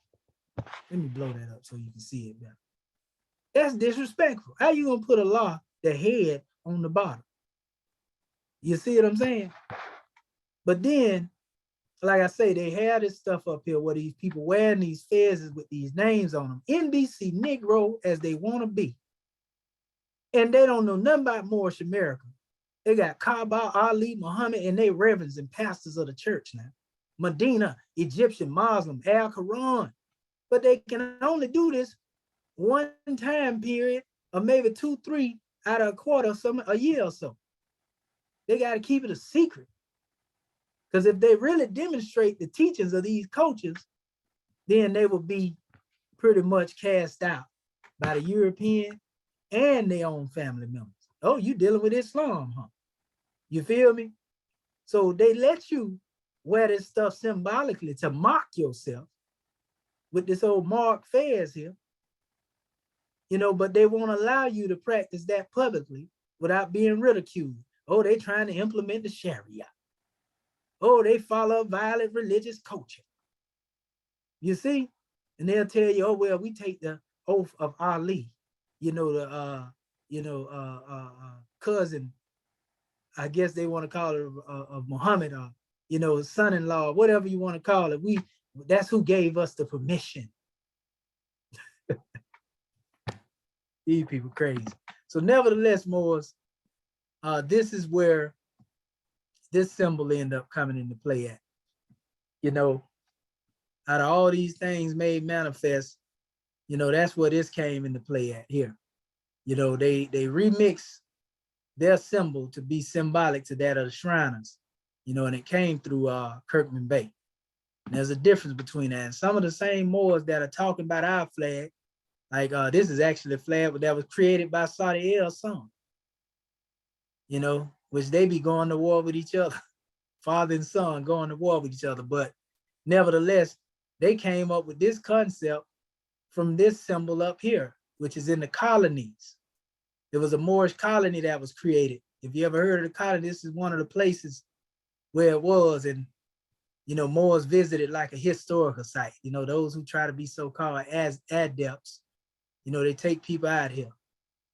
So I remember when I first exposed this, they was mad. They was upset. You know what it is that you have done.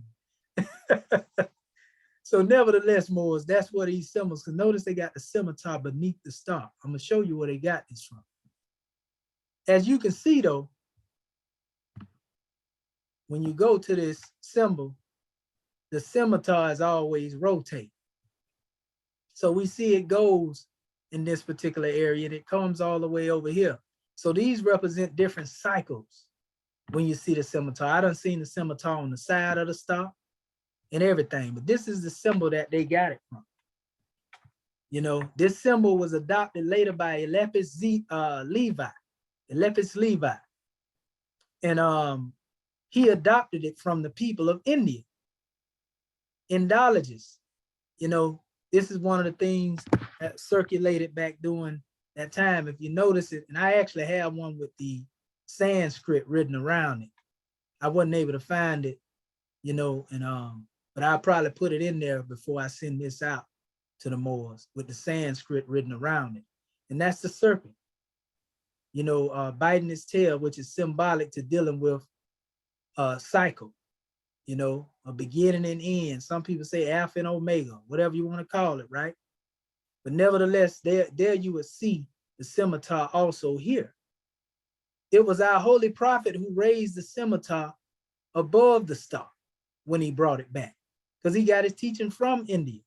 Now notice, this is in the region of where that base of the spine is, or the kundalini, the scimitar being forged here. So this is the unmanifest manifesting when it is raised above the star. You see, that's where the saving power comes from. I'm going to show you something else too. If you ever looked at the prophet's sash, because this is another depiction of that same artwork, you see it says tetragrammaton, right? Now, if you ever looked at the prophet's sash, you see these two letters above his star. M and A, which we know mean Moorish adept, Moorish American, and so forth and so on. So it ain't strange that when one fully unfolded, they raise up that power, and you got M and A above, the star on the prophet's sash, the scimitar, is basically present, because the scimitar represents the Moorish adept. It represents the Moorish American master. You see? But yet the tetragrammaton, dealing with the 4-letter word, Yod Hey Wav Hey, Adonai right here, all of this is still referring to the perfected God man. You see the two serpents going around. You see the staff of, you see, as it is above, so it is below within. Okay? And all right, Moors, this is where we come to the close. I want to make this point. So anytime you see the symbol of the scimitar and the star, know that it is indigenous to Islamism. It is nothing to do with a shriner, a mason and so forth and so on. It has everything to do with you. All of these are Islamic flags around the Islamic world. And either they got a scimitar in there, or they got a star in there, or they got both of them in there. You see all of them representing that scimitar and star. Now, this particular flag is actually a flag of the Moors. This gold one here, look at it, what it has above. And this is, you can find this in England and Spain upon the coats of arms. So this been our symbol. You see, even though the star was closed there, we the one to open it up, you know, because they were all being governed by other people after a certain time period. And that's why I say our flag is also a warning to these two nations. Because the prophet went to Morocco. The prophet went to Saudi Arabia, and all of them acting like they don't know who the prophet is. So our flag is also a warning to them and all of the other nations that stand in opposition to us. They got La ilaha illallah Muhammad and Rasulullah up here. You see, the Kalima Shahada, they got it up there above the star. But if, you know, these two nations were what they were supposed to be, they would be aiding and assisting the Moorish American Muslim, but they don't even acknowledge who their mother and their fathers are. And that's because the Jews have infiltrated, you know, these special ones. So a lot of people that said to come from the lineage of the ancient Cushites that's in modern Arabia now, they are not the original people. Only people that had a clear conception of where they came from are people like Gaddafi. He'd tell you all the time, you know, I ain't no Arab or none of this other stuff. You know what I mean? I'm an African, you know, and that's what he understood it himself to be. But he knew he wasn't that other stuff they were trying to say he was. They took him off the count when he decided he wanted to change the currency. That's another measure. So yeah, our flag, you know, is a warning to these nations as well. It also should be a sign to them that we own the manifest. So that being said, Moors, that's what I have to say in relation to dealing with the questions and the answer and how they relate to our flag, you know, and how it came from white to red and so forth and so on. Our flag is rotating in the heavens. Justice is taking its course. There's more to be brought forth and wisdom to be learned by the Moors, you know, and I'm gonna learn from the Moors when they bring their measures on the manifest. There's plenty out there. So at this time, we're gonna stop sharing. It's been a grand ride, and we're gonna call forth Act 1. Is our Grand National Chairman on the manifest? Oh yeah, yeah, there you go, right there. Dr. Akin Acton, Pert M. Heru, Tooth to Coming Back. It's can you hear me? Yes, sir, loud and clear, Chairman. Oh, praise Allah, praise Allah, praise Allah. Man, whoo. Praise Allah. Give much honor to Noble Drew Ali for bringing us everything it takes to save us as a nation, because we are the Moorish American government. We are the Moorish American nation. We are Moorish America here, there, and everywhere. Man, you did it again. And, you know, we definitely have to record this right here. This right here is for the record.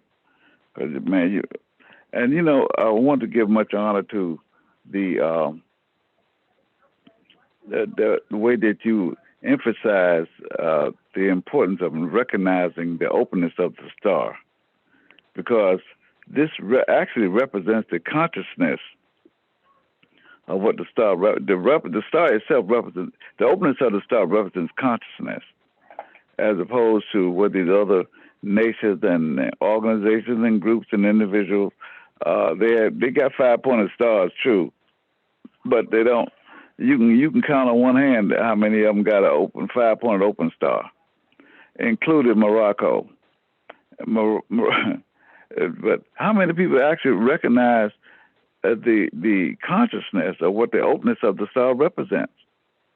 This is what we're talking about. That's why the main question is, who made you? Once you recognize that question and the answer that goes with it, then you see then you actually become the openness of the star. You actually become conscious of the fact that you and the great God are one, because that's what the openness of the star represents. So it's a magnanimous job, man. I just love it. And anytime more, I just can't emphasize this enough, that when you see the Moorish flag and you see that 5-pointed open green star, you know, like the angel said, it's in the center because the circle represents the center. So when you see the openness of the star, And this is what the prophet asked you. Well, he asked you what kind of flag was the Moorish. He didn't ask you what kind of flag was the Moroccan. What kind of flag is the Moorish? So that you can represent what the Moorish American government actually represent. And this, and you know, we just have to emphasize more. This means come together as one nation, one government. It ain't but one star. Now, if you want to take it and run off with it over here, you got this group over there. You got a gang over here. You got a bunch of over there. No. You're one nation of people, one free Moorish American nation under one star, one government, one flag. You keep coming over to 3 or 4 different groups and things and all that, but you still ain't got but one flag. And most of them been stole that. Don't even know what it represents. So it's an honor and a blessing, Shaheed, man. Thank you so much for bringing this to our attention.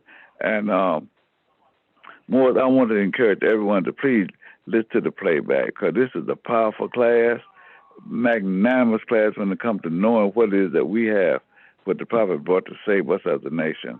Islam, Shaheed, thank you, man. Appreciate you. Islamism, grand man. You already know we love you. And that's one of the first things I did. My first assignment was stand in defense of my Moorish flag. You know, that's the first task I had to dealing with these hard-headed Moors. And that's why now you can go in social media and you might hear 1 or 2 come up here and there, but it ain't like it was, you know, when I was by myself on social media, going back and forth with these women. And so all of this history and all of the evidence and support that the great God Allah allowed me to come by, you know, in defense of the government, you know, it's an honor. And we gonna continue to bring these things on the manifest. But all that hard evidence, you know, that we have right there scientifically, you know, in the literature of the world, you know, our people crazy if they don't think that flag belong to us. And so at this time, we gonna call forth our Grand National Secretary of State, Sister Shepsut Rakat Ma'at and Pooh, to coming back. Islam, Goddess and Queen. Gratitude. Islam, Islam, Islam. First of all, I want to rise, giving all praises to our Father God Allah, giving honor to our Prophet, Noble Jurah Ali, the last prophet in these days and times, giving honor to our Georgia consulate for providing the forum for our Egyptian Adeptus Research Sultanate class, giving honor to Act 1, giving honor to all of the Moors here online, and giving honor to you, Dr. Shaheed, for a very enlightening class. When I look at what are the points of the star called? Pentagrams. What are the pentagrams? They are an expression of the science that breathes into the thought of ancient Moors' mind. And if we didn't have expressions that have been manifest here today, I don't know what else could bring it forth more plainer. And when we look at what do these pentagrams describe, they describe man's every phase of life in a single expression. For this cause, the infinite line of the circle also transcribes the never-ending openness of our pentagram. So again, I'm looking at when you brought forth the power of authority and the fire of the 5, which is deliberately designed to eradicate hatred, slander, lewdness, murder, theft, and everything that harms. And this is why we cannot, as the prophet tells us, we cannot afford to get hung up in the calamities of the human state and the cares of the world, because these are nothing but distractions that keep us from, it's a delay, you know, because of man's will, but it keeps us from unfolding into the consciousness of who we are as God. Every time we take our eye off what the prophet tells us is our grand mission, then we are doing a delay and a disservice to not only ourselves, our nation, but the rest of the nations of the earth that are waiting for us. And when we look at what was a real powerful measure to me was the rotation in reference to Polaris and North Star, and you know, how this was centered above Africa, dealing with Axum and Oxum, and the mathematics that you brought forth, even though it's been demonstrated, every time I hear it, then I receive a higher level of revelation and much gratitude to you, because I remember coming up in public school, I loved geometry, loved looking at the stars, etc., not having a clue that all of this was ours, so dealing with the gates or the arits, and how everything is dealing with thought. When the prophet tells us thought is the cause of it all, that's a high elevation in reference to what it is that we are designed and supposed to be doing. So this is just a grand class. I cannot wait to get into the assignment. I tell you, because things are clicking.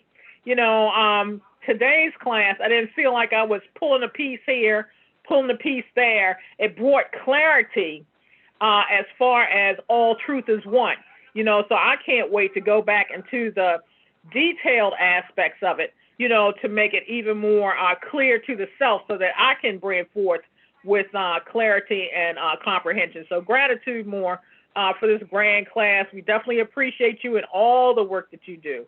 Peace and love. In Islam, gratitude and peace and love, goddess and queen. And yeah, we're gonna definitely bring more measures with the what you would call, try to keep them in a sequencing, so to speak. Right. Mashallah. We're gonna send these PDFs out. I've been trying to get them to turn the PDF, but with that new thing that they got, it's kind of thrown me off a little bit on how to do them. But I figured it out the other day, so I'm gonna try to start sending these things out to our Moorish kin so they can have them in their archives as well. So beware, it's gonna be a couple of PDFs just go to flooding through. Y'all know I sent them. And all of these things, we look for those to come behind us and take it to an even greater degree, But it's just an honor to me to know our banner is right there in the heavens to guide us, even if we got lost along the way. Powerful. So at this time, let us call forth then our national grand, Dr. Serapis Amin Raya, Islam. And I think your line over there, Act One, Chairman, on unless you have a measure to come forth with, because the chairman might want to come forth and give us. Okay, Islam. Okay, Sheikh. Islam. Dr. Serapis Amin Ra'ed. We want to give a lot of praise more and love thought of prophets in justice way, the highest honors, and to yourself, they say, can't never get it exactly right. No, you don't went beyond the exactly right. This demonstration here, talking about navigation and being able to go through the solar stars and have a direct lineage or line hook up to that star and the stars of the universe, and the fact that we look out, like we go outside and look up at the sky at night, we can see ourselves because of what's being manifested here. It says like it's so above, so below, so below, so above. And in that context, being able to distinguish exactly the point of reference you are in the universal scheme of things, being able to more or less have your naked human eye focusing on the things that are in what we call this galaxy of ours. One say that we can see these things, Mo, in the sense that we know what we're looking at. What is being prior to these teachings, we didn't know what we were looking at. Now we got the name on it. We know where one lives. We can go and do a drive-by on that one and secure that one and make sure that we bring that one back to earth with us, because that one been standing out there in the universe for all these eons. It ain't been no years. It's been way beyond eons that this demonstration has been on the manifest. And when we think about that, we got to think about it in terms that if they've been on the manifest for eons, we have also been on the manifest for eons, or past eons. Time never was. We can't even come up with a time when we didn't exist. So we didn't exist. We existed at that hour when we're looking at the stars in the universe as being a representation of our existence.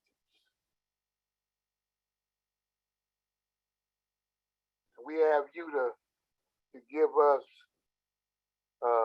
that guidance as to where we can take these things and know where we at along the way.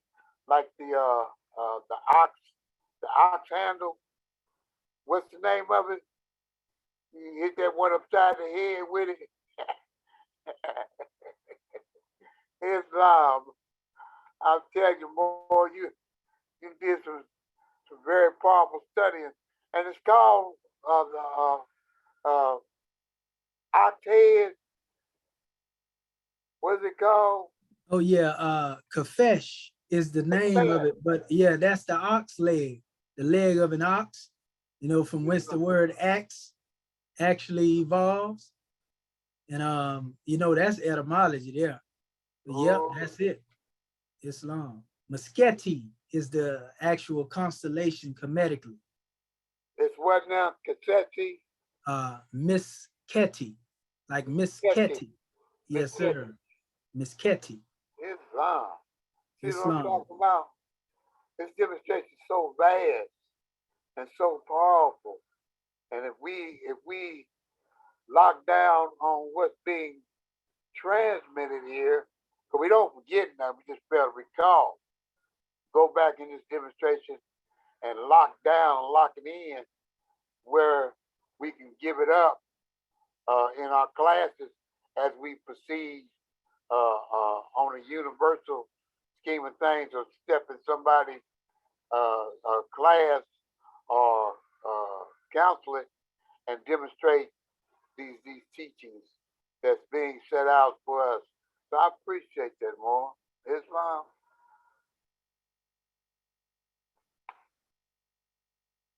Islamism, Chief. Gratitude for your measure as well. You know, like we say, we definitely standing in the front line in defense. You seen it when the one used to be out there every chance we turn. You know, that ain't the prophet. The prophet didn't bring that flag. The prophet didn't, you know, and so that's why we know many of our Moorish kin. See, that's the thing, Moors. I ain't never really told the Moors. I remember I had a book, and it's still in here somewhere. And it's a book called The Islamic Invasion. And this was a book written by a Christian. And this was to attack, you know, the paradigm of Islam. At this time, you didn't find too many people that were coming against, you know, the school of thought of a Muslim, so to speak. And I always kept that book because I said to myself, Moors, I say, this book I need to study and study well, because they're going to use this to try weak minds, basically. That's how I was thinking. That's 20 years ago. And I still got that book right now. And I studied it thoroughly. And some of the same arguments in that book is the same thing they're coming at the Islamic or the Muslims with, concerning the Grand Quran, concerning Muhammad. And so it's the same thing when it comes to dealing with our flag. You know, when I seen Moors attacking, that same mindset kicked in. You know, I'm gonna have to do this research and bring this demonstration forth, because I got it already over here, but bring it forth so that my Moorish kin that's with me will be able to learn. And when somebody comes to them, talking to them about their flag, they'll know exactly what's going on, as opposed to them just reading in the Book of Fire and saying, okay, well, I can demonstrate that, you know, but then now when somebody say, well, what is come from and that come from, now you're looking like Barada Rabo. Because yeah, the chairman gave us the truth. He told us what it is, but you got to be able to stand on the truth yourself. So did you research your flag? Did you study your flag? And so that's what it was to make it where Moors wouldn't have, it would ease minds of the Moors. Because had we not begin to show our Moorish kin these type of thing, they'll still be quick to run behind that flag of Morocco, even though some of them still do after giving the history. But it just make those who are in, we can say they want to do the research, they want to know, they want to study, you know, it fortifies. That's why I like to study more. I ain't gonna lie to you, I'm addicted to study. I'm a study addict. You know, I be up 3 and 4 o'clock in the morning. You know, the God woman be like, you need to come get in the bed. You know, she like, I'm gonna tell the chairman on you. You staying up this late. I'm like, I'm just studying. She was like, yeah, but you need your rest. You know, but Islam, you know, that's my love for, you know, my people. I was up 3, 4 this morning preparing this measure. But praise be to Allah. You know, it ain't never a time to me to where it ain't important for me to be dealing with Moorish America. You know what I mean? Some Moors know. They would call me 3 o'clock in the morning and I get right up and have a conversation like we having now to about 4 or 5, you know? And so Islam, Moors, we love you. Islamism. Islamism. God woman just come through the door. She in there doing some high duty. She say Islam to that. She heard, but I didn't know she was out there. Islam. But praise be to Allah. We just want to say gratitude, Moorish kin, for all that we do and honor your symbols because they came from the heavens. And you took part in bringing them on the manifest. And you just bear witness to the vision beautiful, you know, of these things. I love mine. They surrounded by me now. I got my Grand National emblem right there. I got my seal right there. And I got my flag in my room over my bed, you know, and I got another Grand National seal in there above, you know, in my room. Man, I love looking at mine, Islam. So at this time, let us open up the floor for the citizens, you know, and let them come forth and bring their portions to the manifest. So any more that would like to come forth, you know, raise your hand, speak now. Islam, sir. Islam, Brother Bartholomew Thomas Bey, what have you to say? Praise Allah, sir. Praise Allah. Bartholomew Thomas Bay, Kenosha, Wisconsin territory. Praise Allah, sir. Man, that oasis was beautiful today that you took us to. Praise Allah, sir. I'm still trying to catch my breath. You know, praise Allah. I'm Well, kind of that had all kind of twisted, ain't it? Well, you've been thinking that had all twisted up. I got one on. Oh, I got one on. Okay.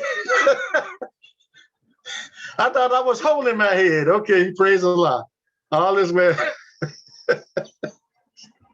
Well, so I'm gonna be quick and to the point because I gotta. I'm holding on to my compass right now. So I'm gonna read the chapter 20, ayat 8. It lit up for me, and I'm just gonna read this, and I'm gone, sir. And you brought this out to me. Ayat 8, chapter 20, and it says, "The new age calls for liberty," and this is what you brought up. That liberty. The liberty is freedom and understanding that we're spirit, not the body nor the soul.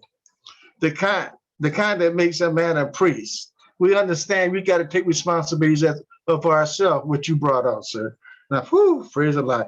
Enables him to go alone and lay his offering on the shrine of Allah. And for that offering on the shrine of Allah, I know that's our good works, and that's our theocratic government. That's that incline that you spoke up on last night, and that's our vast estate, sir. Islam. Islamism, gratitude, grand man. And we give honors to you, brother, for that love thought. Vibrating the ether. Islam. All right. Are there any other Moors that would like to come forth? Islam. Get that portion. Islam, brother. All right. Tara and Pooh. Yes, sir. Anibati Bay. Come on, brother. Praises and honors already given. 1 second, I gotta see if I can share this. Praise and honors previously given. One of the been having connection trouble with this. So when I'm looking at these questions, every one of them seems to delude to freedom. And let me not say delude, let's say incline to freedom. If we're looking at the what are the pentagrams, they are an expression of the science that breathes into the thought of an ancient Moor's mind. That's the inclination, since we're going back in time to come forward and elevate ourselves and unify and bring forth government. This is an inclination right here. And that's freedom. It says, what do these pentagrams describe? They describe man's every phase of life in a single expression for the cause. The infinite line of the circle also transcribes the never-ending openness of the pentagram. This also deludes to freedom if we're thinking about it, because the expression of our lives is in that star. I also want to bring this forth, how our brothers in the East, they created this called the Wheel of Life. And they hold this in every single temple that they have. And what it is, it teaches you about the path. It says this is the expression of every single part of man's life, right in here. And it says if you defeat the ones in the center, the pig, the snake, and the rooster, you reach deific life. That's what the brothers in the East had.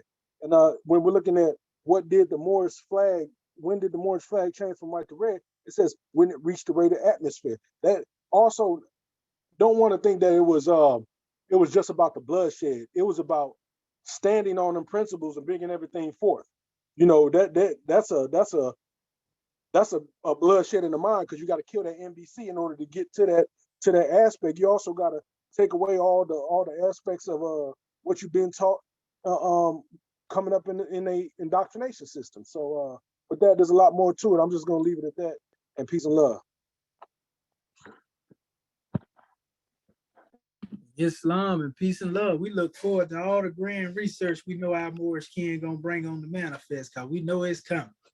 Islam. We done stirred up the ethers in here today. Goodness gracious, especially with measures like that there and the one the Moors done brought forth. Well, all right. Come on, Moors. I know y'all got something to Islam. Islam, Brother Torre. Islam, family. Well, giving honors, giving praise, and to our Father God, and honor to our prophet. Honor to everything that is Moorish, grand class. And, as all my Moorish kin was bringing forth their messages, I couldn't help but to think about Prophet Noble Drew Ali. He said, let's see here, where is that here? He said, one day, when 7 bridges cross in the sky. So 7 bridges, but you can't see, our prophet said everything he brought is spirit and truth. So you can't read fast, but it's swift in truth though. He said, when the 7 bridges cross in the sky. See, these 7 bridges, Dr. Shaheed, that's what you brought on the manifest. Big Dipper, Little Dipper. And not only that, but the Moorish American National. Because them same bridges is just at that root, that copper's bone, that shock. But when you wrap your hands around that truth, don't let go. Because that's the only way that the Kundalini can rise and make that divinity and matter. That place of fleshless things, fleshless thoughts. See? So, and then, our prophet say, he says, there will be red fezzes and turbans as far as the eyes can see. Man, let me tell you, is that up as above, so below? Huh? So I'm gonna tell you something, Mighty Mo. I ain't telling what somebody done, just gave me something, Mo. I'm talking about something that has to be embodied. You see? Something that has to be embodied. You see, and then you're talking about our national sister grand sheet coming forth on that manifest, bringing forth these grand truths. I'm talking about no curveball, you see? So if you can't, so my thing is this, and then also we look in chapter 8. Chapter 8, it says, verse 7. And you had 51 slides, so that's definitely, I'm gonna get that 6, and we're gonna come up top with that third eye, Mo. You know what I'm talking about? Feel me, baby, because I'm loving it. I'm loving it. But it says that, and there is good enough for all. with good destroy the bad. With generous deeds makes Avarice ashamed. With truth makes straight the crooked lines that arrows draw. Ain't that point of that scimitar? And Islam, Mo. Islam, Mo. Right, how long live Moorish America? Yeah, I wish you would. That's right. Islam. That's what I'm talking about. Yes, sir. We give honors to your grandman for that special drawing. And it don't get no plainer than that. But somebody better get out the way because Sister Carter Bay is on the manifest. You hear me? Now that's a scimitar wielding sister too. Come on in here, Sister Diane Carter Bay. We already know you finna set this demonstration on fire. Come on, sister. Islam, Diane Carter Bay. First, let me rise and give praises to our great God Allah. I give honors to our holy prophet, Noble Ali. I give honors to Act One. I give honors to all my government officials, and I give honors, I give honors to you, National Assistant Grand Sheik, and to my government. I tell you, I'm about like Brother Bartholomew. You just blow me away. I'm just trying to keep up, man. I'm telling you, oh, good gracious. And I think you said you're gonna send out these slides and stuff, because I tell you, that's gonna help us tremendously, especially me. I can only speak for myself, and seeing all of this and different slides that you showed. And like you say, some of them I had seen, but I didn't recognize what they were. And then with the thigh of the leg bone that representing our scimitar. And when I was in the Temple of the Moon, I saw all these stuff under Dr. Ashby. I saw all of that stuff, but I didn't know what I was looking at. And now you bringing all this together, and I'm just overwhelmed. This is just powerful. And then when you talked about you talked about it, you hit so many things. Good gracious! But you talked about the flag. When you talked about our flag, I thought about when you said our flag was with the great God Allah, and I thought about how our flag was with the great God Allah, and it came down with us. It came out of the great God Allah, and I thought about how we were the seed of the great God Allah, and how we came out of the great God Allah, but we failed. And then I could see our flag. It was pure white. We was pure white. We was the seed of Allah. And then, but we went down in our thinking and hit that atmosphere of the atmosphere when it turned red. You know what I'm trying to say? But and I could see all of that. That's our flag. And then, like the grand she said, looking up in the sky, and I could see that scimitar up in the sky, and I could see oh man, this is just so powerful. And the last thing I want to say, when you showed at the very beginning, you showed about the gates of God, and you showed about that 7, how you did 7, and you come up with that 70. Well, I thought about too, the 70, take the 0 off, means 7. 7 is your perfect number, the perfection. And it just so happened, we was talking about you call it, that was the holistic totality. And I thought about we are threefold being with spirit, soul, and body. And that holistic, we talked about that this morning in our class. We spelled it different, but holistic means studying all the parts of the body. And when I think about that 7 meaning perfection, and I think about how we fell down to the lowest point that we can get to, but now we are being raised back up to perfection. We're being raised back up to the gods and goddesses that we were. And I'm keeping in mind that nothing is wrong with my spirit. My spirit has always been perfect. It always will be perfect. But the part that I got to be cleansed is the soul, my thought, and my heart. All of those things. And oh man, it's just this is so much. This is just so powerful. I'm gonna start right there because of time. Because but gratitude, God, man, for all that you do. And if you send them those slides out, I'm gonna be so happy to get all of that information, because this is just gonna help me, like I say, because all of this, this is, all of this is new to me, but it's not new to me. But I just thank the great God Allah for you all, my government officials, all of y'all, because y'all just truly like, y'all just take me under y'all's wing and just help me. So gratitude, God, man. And I'm looking forward to my studies on doing this. Islam. Islamism, Sister Carter Bay.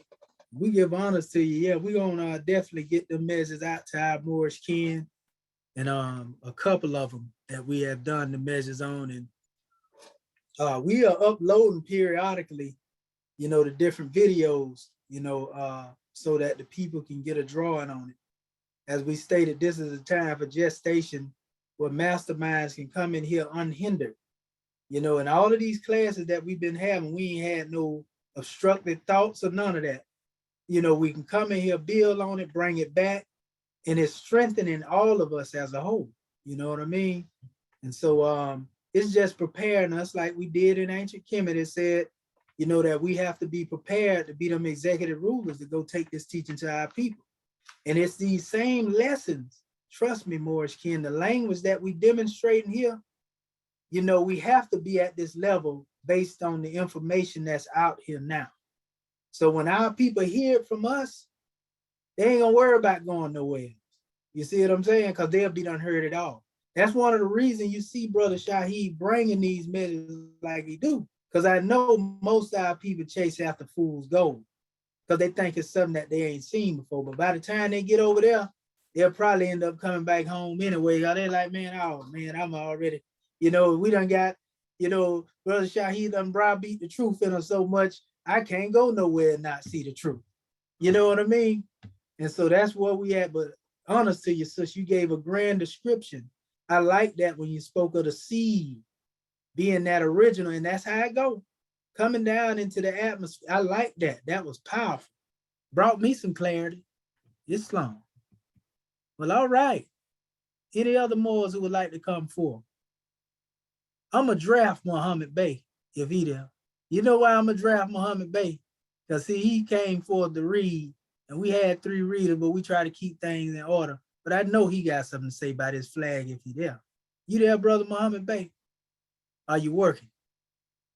We know the brother, he like me. I go through days like that too. Islam, grand man. I've been in and out.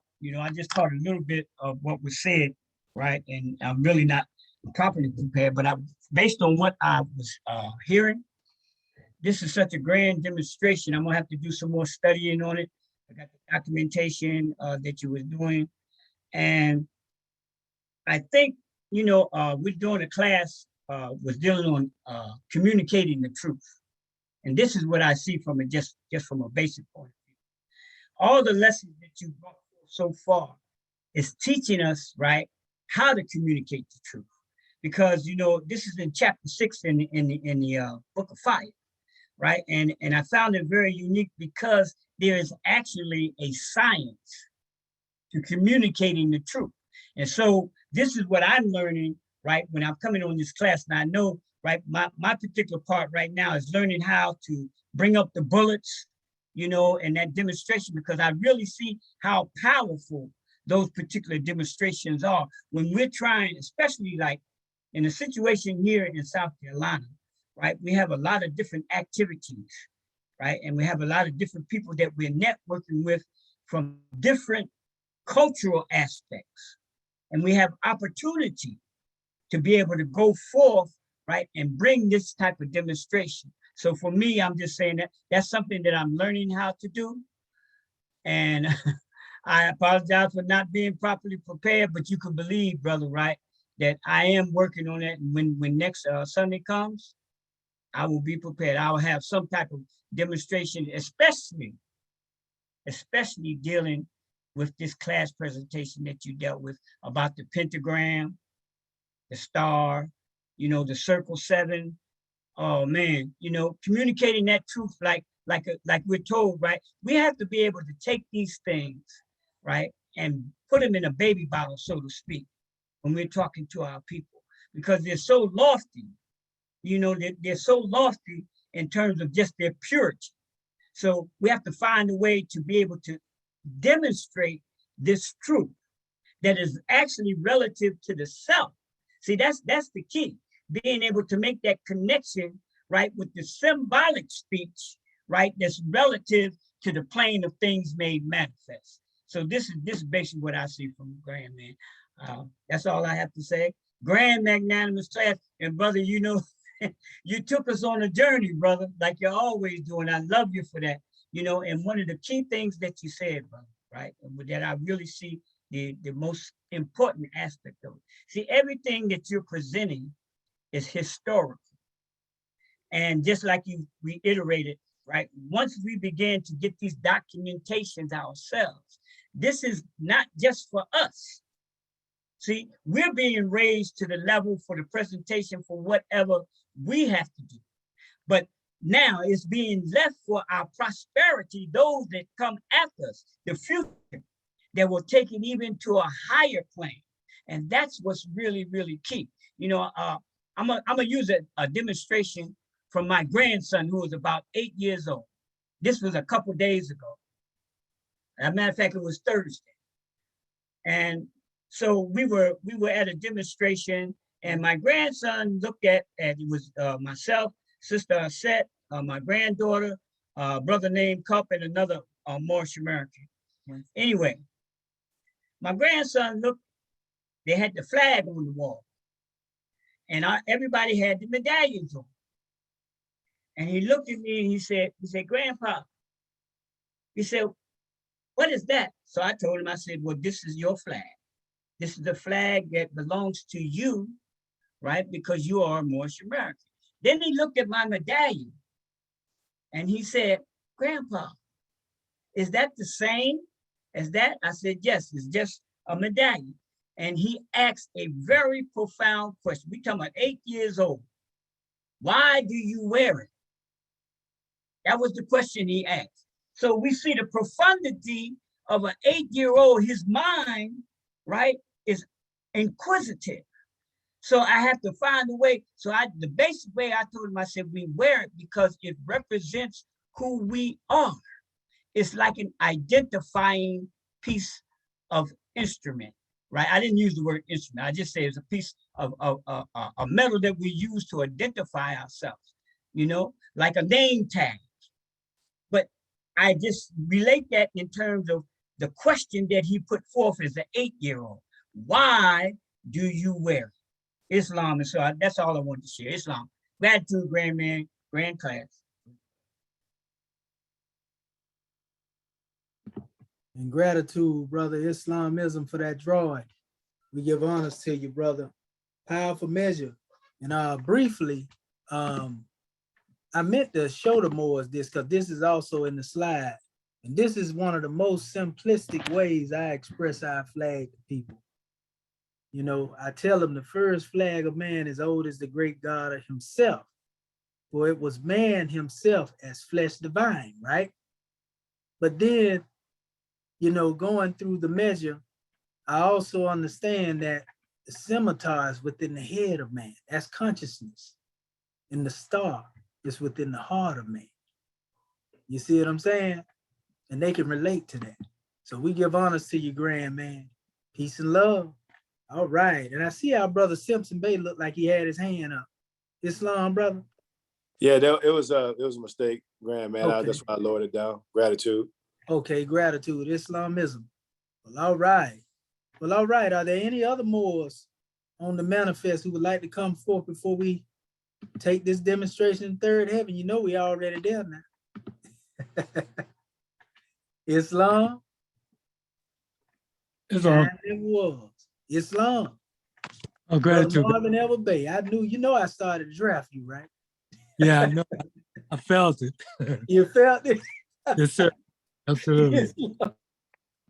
Yeah. Okay. Yeah, this is Dr. Elvis Bay out of the Texas Consulate. Praise and honor have been given. Yeah, I just want to say that this is a very powerful class you had here, and you gave us plenty to work with.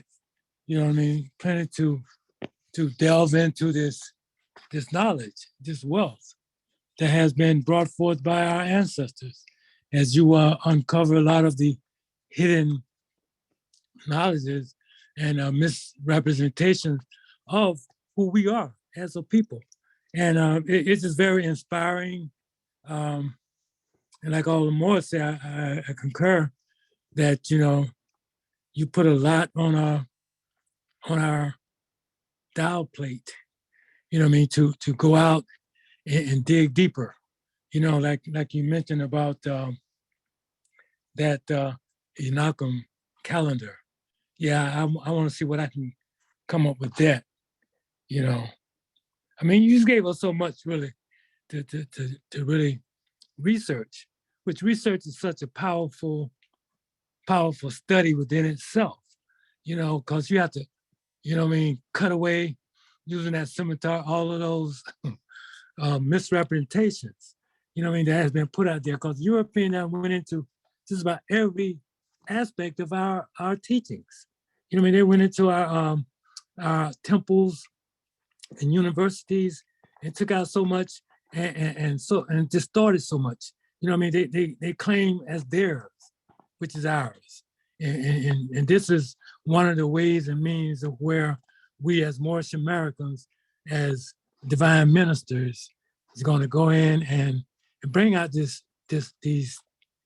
knowledge, this wisdom, this understanding that that we are, bound. We are bound to do this. This is our job. This is our duty. And you're showing us each time we come to this Egyptian Adeptus research, sultanate research, what I mean, of how we can go about doing it in such a way that our people will understand. And as a brother Muhammad Bey saying, that even a baby can understand. This is our task. And we talked about it earlier of how, this is what we have to do. We have to do it in such a way that our people, we don't beat our people on the head with it. I think this is coming from our earlier class about communicating that truth. You know what I mean? And this is what it's all about, is learning the truth, getting it and embedding it within our own self, in our own minds, so that we can come bring it forth so that our people can understand. And I just want to say gratitude, God, man, for all that you do and all that you will do. And I say Islam and peace. Islam and peace, my brother. Gratitude for that grand draw, and praise be to Allah. Islamism without the schism. All right. All right. Okay. Is there any other more who would like to come forth before we go to our brother Torrey Simpson Bay?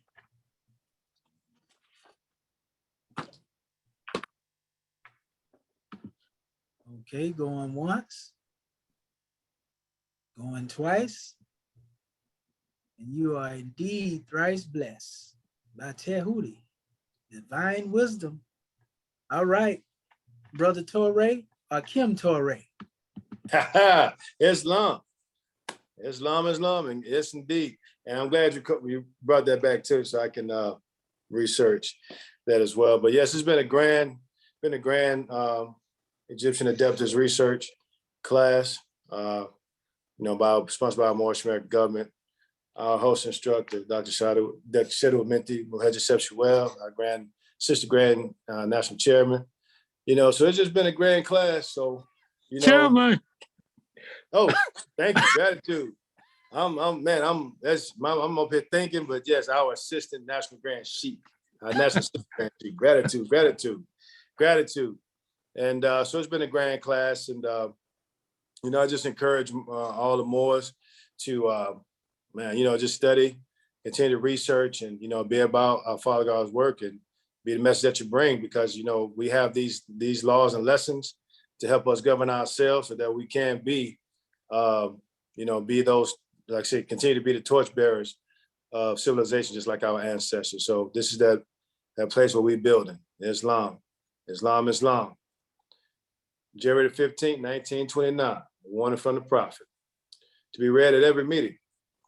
I hereby inform all citizens that they must end all radical agitating speeches while at work, in their homes, or on the streets. We offer peace and not destruction. Stop flashing your cards at Europeans. It causes confusion. Remember, your card is for your salvation. Failure to obey these orders will be of severe consequence. We are for love, truth, peace, freedom, and justice. And when these principles are violated, justice must then take its course. Any citizen or group of citizens who hold malicious feelings toward the government or the prophet, or violate the divine covenant of the Moorish movement, will receive their reward from Allah for their unjust deeds. All true Moors will and must obey the law as laid down to them by their prophet. If they lose confidence in their prophet, they should turn in their card and button, cease wearing their turban and fez, and return to the state where I, the prophet, found you. This is a holy and divine movement founded by the prophet, Noble Drew Ali. And if the prophet is not right, the government is not right. The prophet, therefore, is sending out the divine plea to all Moorish Americans that they do their part in protecting their prophet and their government. This is an everlasting movement founded by the prophet through the will of Allah to redeem his people from their sinful ways by order of Prophet Noble Drew Ali. Indeed. Chapter 25, the Holy Covenant of the Asiatic Nation. Ye are the children of one father, provided for by his care, and the breast of one mother hath given you suck. Let the bonds of affection therefore unite thee with our brothers, that peace and happiness may dwell in thy father's house. And when ye separate in the world, remember the relation that bindeth you to love and unity, and prefer not a stranger before thy own blood. If thy brother is in adversity, assist him. If thy sister is in trouble, forsake her not. So shall the fortunes of thy father contribute to the support of his whole race, and his care be continued to you all in your love to each other. Islam, Islam. This meeting has been closed according to Act 2. And love, truth, peace, freedom, and justice. We say Islam. Islam, Islamism without the schism. Grand Man's class. Islam, mighty Moors. Go in peace. Islam, Islam, All Grand, hail great Moorish class. America. Islam, Islam, Islam. Islam. Islamism. Grand class, grand Islam, class. upper Islam, class. Yes, indeed. Grand class. Morris. Love, go in Love. peace. All Love those all ways. you Lord, Moors. Islam. Gratitude. To hear each and every one of you. Islamism. Yes, sir. I'll be getting this video over to you as soon as it get through downloading from the air. Islam. Gratitude. Islam. Oh, Islam. not you, Dr. Marvin Ellis. Islam. Hey, brother Okay. Simpson Bay, see, you know, the sheep is right there at the head. See, the chairman is above the neck. I want to go hit him with it. I want to go Now, hit him check with it. it. Check I'll it. go The call chairman him. is above the neck, right? But see, We 4 all plus right here. 1 is 5, right? Come on now. So the scimitar Right. all up in there then, ain't it? Hey, I'm gonna have to call him. Islam, boy. We love you, Islam, we boy. love you, Mo. Peace and love. All right, brother Marvin Elwood, baby. Love you, brother.